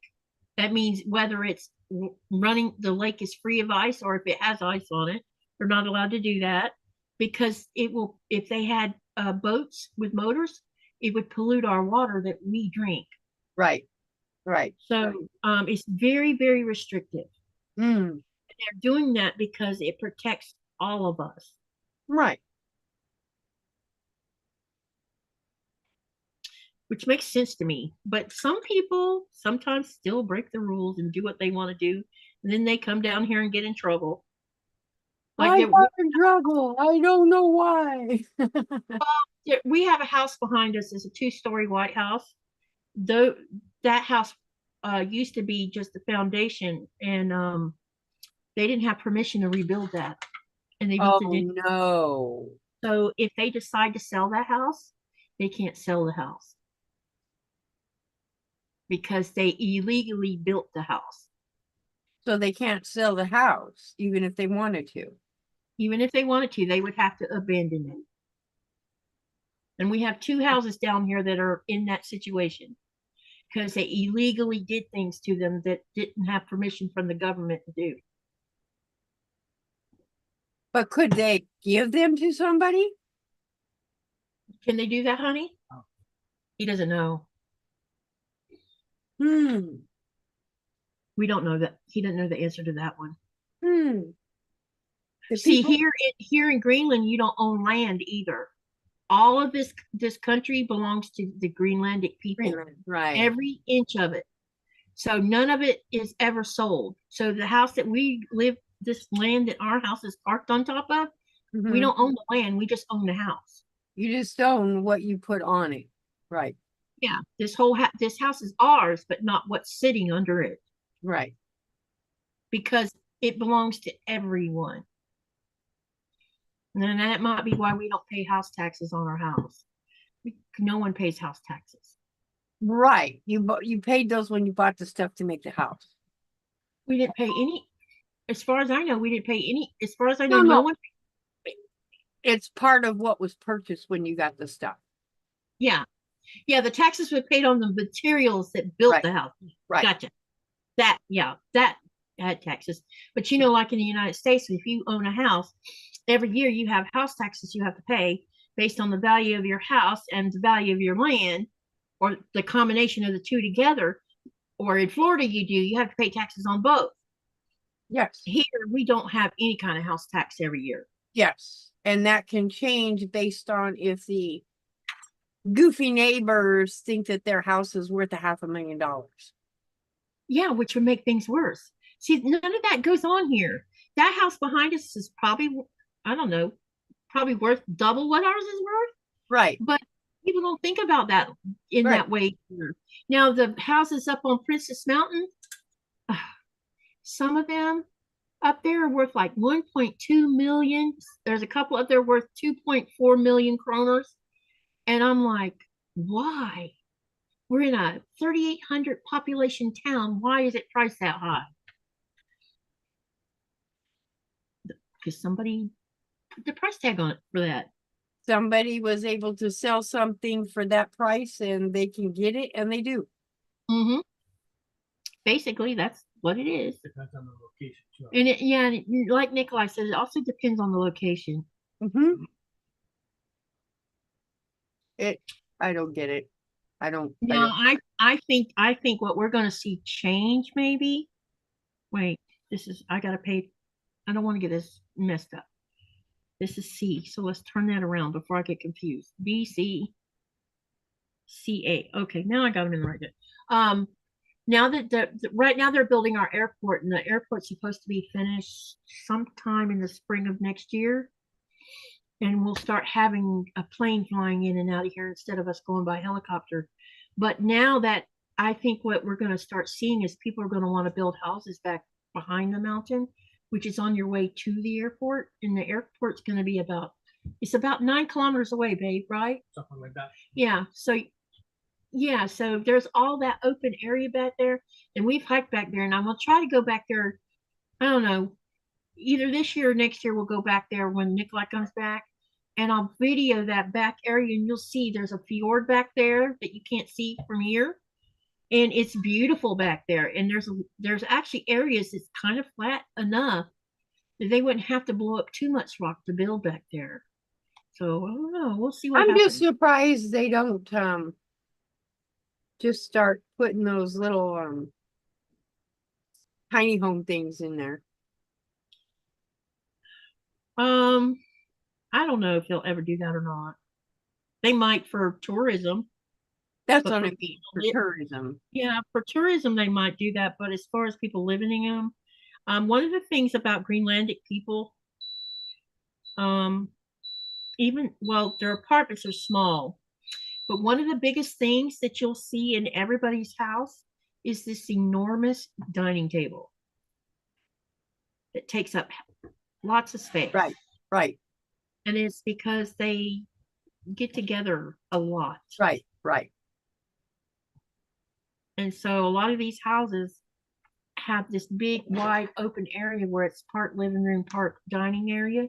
Right. And it has these really huge tables sitting Right. off to one side. And even the ones that have the smaller apartments, they try to put a big table in theirs. Mhm. So that might be what so I don't know that I would see a Greenlander living in a tiny house. They might. Now, on that fishing video, those of you that watched the fishing video, did y'all notice a little cabin up on the side of the mountain? A little red cabin. Yeah, I thought it was a shed. No, it was a cabin. It has two Oh, bedrooms in it, a okay, kitchen, I a just- dining, and a living area, but no electricity. Anyone can stay in that cabin as long as they leave it the way they find it. Oh, wow. And they don't have to. So if we wanted to spend the night in there, we could, and we wouldn't have to pay rent to spend the night in there. Oh, wow. And there's a few of those cabins dotted here and there. Now, are all of them with the open door policy? I don't know. This particular one is. What, babe? All right. 3 hours now? Really? Yep. Yep. 30. No, where two did- and a half hours. Where did You're starting at 7 o'clock. Oh, it is going to be 3 hours right now. Mhm. So 8, 9, 10. Yeah. Oh, what time do you got to be on Williams tonight? This is Sunday. that's No. Saturday. Today's This- Saturday. Oh, his is on Sunday. I thought he was on No. Saturday too. Oh, it is. Yeah, he doesn't do Sundays anymore. Yeah, I thought he was on Saturdays. He is. I just thought this was Sunday. No, I don't know why. I'm glad I'm not the only one that sometimes gets a day ahead of I themselves. get the days and I'll go, oh my gosh, Katie's on in Mike. I go there. Yeah, Live in 22 hours. And I'm like, Because Saturday, Thursday. So I do Thursday, Friday, Saturday, but Thursday and Fridays I start at 4:30 Eastern Standard Time, and then Saturdays I moved it to 4 o'clock. Because sometimes I wish I'd leave it at 4:30 because it doesn't really matter which time I start. he'll start like at 5 because he doesn't always he doesn't pre-do them. They're just like put up. Yeah. I think Jeff Yeah, he doesn't do them ahead of time, so I can't go and look. No, he doesn't do them ahead of time. And I don't always know. I get a link and I'm like, oh, okay. Thanks for the link, dude. Okay, let me talk to you guys a couple things and then we're gonna shimmy on out of here. Make sure, because yeah, I don't have no lives tomorrow. All right. One thing is we me and Sean postponed Sunday morning, which Oh. would have been tomorrow.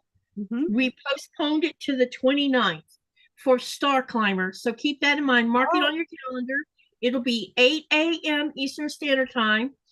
And we will continue working on the Star Climber. That's what we're working on. June the 22nd, which is also Sunday, at 4:30 Eastern Standard Time, I will be doing my mental health live. And Danny will be on with me, along with Myra, and I think maybe Tasha might join us. And we're just gonna do what we've been doing because it's gone really well. It's once a month thing. All right, and on the 16th is my premiere with Andy from True Blue Quilting. Oh, cool. Interviewed her, and so it'll be a premiere, and both of us will be sitting in the chat. So if you have any questions you would like to ask Andy, please come in and ask the questions. And then Andy's also going to come sew with me on the 21st, which is Saturday. She'll be on my live to sew with me because this Friday yesterday Tasha was on my live and I had interviewed her like the week before. So that's usually how I do my interviews. I do an interview podcast and then we sew together a week or so later. So that's the thing going on. The other thing I wanted to mention was for block 11, for those keeping up with the 1000 block book, the next block is going to be the True Blue one. And I don't know why I had trouble finding this yesterday, and I forgot to rechange the. Hang on a minute. Okay, it's block number 585. It looks like this. This is what we're going to be doing, not this next week, but the following week, which was scheduled for the 27th. So if you're still catching up, get caught up, and then we'll be doing this block right here. That's our next one. And then what I'll do is I'll post the next set, probably next week, I'll post another set of 4 blocks for y'all to vote on. And we'll do those blocks in the order that based on how they're voted on. So that's mostly all I have to update you on right now. Nicola, last night was the last, last night was the last night for Nikolai to go live. He will be leaving Thursday morning, really early in the morning. So y'all won't see him for 2 weeks. 2 weeks, I wish. 2 months. I was gonna say so he'll be back. He'll be back in August, and also I will keep you up to date when I know that I do know that I probably will go off on the boat a couple more times while Nikolai's gone, and I'll let you know ahead of time, and I'll try to make some pre-recorded videos to cover for my lives, because usually we leave around noonish on a Friday and we come back Sunday afternoon on a around that time frame. And so that means that my Friday night live and Saturday night gets taken out. So I'll try to make some kind of video, because I didn't make one this week because it was like, you want to go? Got a phone, he saw us. He says, you want to go this Friday? And I'm like, okay. So I didn't even have time to do a pre-record or anything. So I'm going to try to, I have some stuff that I'm working on that I can do pre-records, and I can dump them when I'm going to not be here, so I can go off, because me going off needs footage of Greenland. So, and I do have some more videos to post from my this past weekend. I'm working on that right now. Thank you for coming, Rita. Finally. Yeah, I'm like going, okay, I can't plan this, because what happens is my voice will go out, or the doctor calls me. If they call me, I gotta go. So it's like, because I have an appointment on the 23rd of June, and right now my anxiety is doing this. I don't like being touched because it hurts, but they have to touch me. I don't like being touched. No, I have a battery. My stimulator battery it sticks out about now 3/4 of an inch. So they're going to have to touch it. They're going to have to push it in with their hand to see. And it's like, and so even thinking about that, I don't want to think about it. Yeah, but I hear you. If they have a cancellation between now and then, I have to go. It's like, because you're going to be leaving. I know I'll be back again. Oh, and by the way, you're probably wondering, why is he wearing such a tight shirt? So a few days, usually he tries to do this, if he remembers. He likes to take a clean shirt and he'll wear it for several days for her, because she will mope for at least 2 weeks. And when he walks out the door Thursday morning, she's probably going to sit and howl. She started doing this howling thing. why don't when you make Coda her, passed. make her a Snuggie? What does a Snuggie look like? Okay, you'll have to do it from his shirts, but it's just a thing that wraps around her, and around her neck. Oh, And kind of like a thunder jacket style Kind of. thing. But it's got his scent, and then it's there, and it velcros instead of, and she can smell it at all times. Yeah. Okay, that makes good sense because I let her up on the bed and she lays on his blanket a lot. Right. When he's gone. I've been doing that, but she always has a meltdown now these days. Ever since Coda passed, that's what we've got with Oh. her. She's alone. She's alone. She feels alone. But that shirt, and then put it on her like a shirt. Okay. Okay, that's a great idea. I called them snuggies. I don't know what else they're really called, but it's I just, don't know, I don't know either. But- Laura made a couple comments in here. Laura says, Rita, I remember hearing about that, but never really followed the story. She was Right. talking about plates. And then Laura says, Katie, I understand how hard it is when your husband travels for work. My husband has traveled for most of our marriage. I'm glad there's people who know how it is. You know, someone made a comment one time and it was kind of mean. Well, you knew what you were getting into when you got married to a sailor. don't work that way. It doesn't work that way. I mean, No. yes, I knew he would be gone. And No. the first 3 years of our marriage, it was hard for both of us because Doesn't he would work be that gone way. 6 months at a time, straight 6 months, not this divided into increments thing that we got now. And this increment happened because he signed a contract. And when he signed the contract, it put him home more than I was getting when he would be gone the whole time. I mean, what was going on is he'd be gone 6 months. He would try to come home for a month. 2 weeks into being home, he'd get a phone call. We need you to come back to work. Right. And so what was it, the fourth year? Yeah. The fourth year, I'm like, is this going to keep, I knew that he would be gone and I was fine with that. What I wasn't fine with was them stealing his off time from him. Right. Because it was taking away from me and him trying to build a strong marital foundation. And we had a strong one, but time always makes things stronger. I guess is the word I'm trying to think of. Sometimes. Or it can make things worse. I don't know. You You haven't either tried to come build- together or go apart. Yeah, it's made our marriage stronger, I believe. Do you agree with that? Yeah. Well, Because we haven't started to kill each other yet. I mean, we don't argue. We don't argue with each other.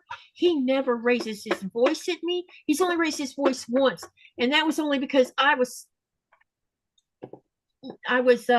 he wanted me to get my butt up to the skipper's seat because the boat was in trouble. And that you were we being bratty. And I'm like, no, my stomach hurts. Go away. And he's like, get your ass up. I said you were being bratty. And that's the only time he ever spoke to me like that. And I didn't, and it was because I wasn't comprehending that we were actually in trouble. Right. And I didn't realize it until after we got home how much trouble we really were in.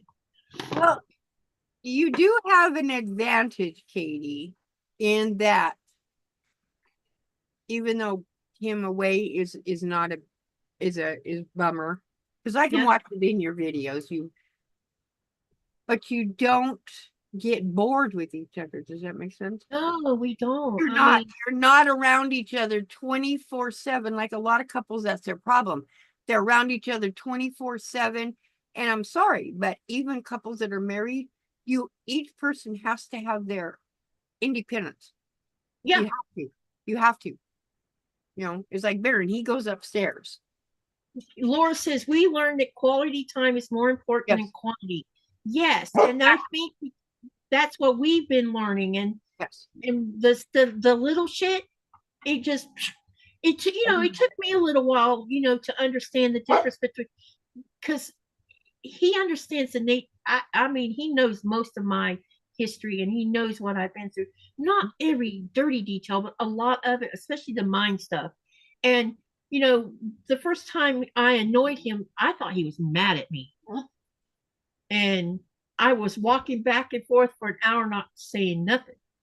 And he says, "What's wrong with you?" "Nothing." He says, "Come here." So I went over to where he was at. He says, "You're not talking. What's up?" Mhm. And I said, "You're mad at me." And he said, I forgot about what this was about 5 minutes after it happened. And no, I wasn't mad at you. I was annoyed. Right. I had to learn that just because he grumbles about something, he's not mad at me. Right. He's just annoyed that I interrupted something. Right. And it took me a while to get where now when he gets annoyed, he's like, I just walk off. Don't worry about it. I don't even say nothing. I just walk off. You just like whatever and do your thing. Whatever. He's not mad at me. He's not gonna hold a grudge for months on end and not speak to me for months on end, which was what I was used to. Mhm. And so, and we have this, and I feel like our friendship has contributed to our relationship to make it what it is, because I never thought in a million years someone can make me happy like he has. All right. You getting on a dog or a cat? Baron, who are you letting in? Oh, you got someone Oh, in he let him out. Oh, you had someone in your house. I thought you lived by yourself. no, you've seen him on live on Williams. No, let me see. Mr. Baron can't come here, please. I don't think so. Yeah, he's been on William and Jess's. He was just on there last night. He goes Well, and I peeks watched around. last night, but did I go to bed? I might have went to bed because halfway through it, I went to bed and just left my he'll laptop running. appear. He's bowmaster. Come here. Oh, I You, gotta see not the dog. What? Talking about. You, not the dog. What? Keep coming. What? Now bend down. Oh, see. Come over this way. Oh my God. Bend down. Hi. Bend down. There. I thought you lived by yourself. I'm so sorry. Oh, he once in a while he'll appear on William and Jess's. Well, this is the first time I've seen his face, to be honest. There's 2 lives that I did live. He's in them. Oh, I must not have been watching that night, or I was asleep. I fall asleep in Williams quite often because it's so late. It's like 3 o'clock in the morning, my time. Oh, jeez. No, a Yeah, 5 'cause y'all- hour. 5 No. hours isn't long. Are you kidding? Right. He's on California time. I So know. he's 6 hours behind me. I know. So if he starts at 9 o'clock, it's 10, 11, 12, 1, 2, 3 o'clock in the morning. Yeah, California and Arizona have the same time zone right now. Yeah. So it's not unheard of for me to leave it running on here. When you see me stop talking altogether in the chat, but I'm here. If you check, you'll For see sleep. I know. I'm falling asleep, but my laptop's still running the live for the watch hours. I leave it running. Yeah. I don't shut it off. So, it's only fair. Okay. All right, everybody. Those of you that sat in the channel and listened to all of our different little conversations, thank you for staying. I hope everybody has a lovely evening, and I will see you Tuesday on the premiere with Andy from True Blue Quilts. So make sure you come over there. That'll be at 4:30 Eastern Standard Time. All right. Have a great weekend, everyone, and I'll see you on everybody else's live. Good night, everyone. Oh, yeah. Live, laugh, love, and dream. And what do? You make something.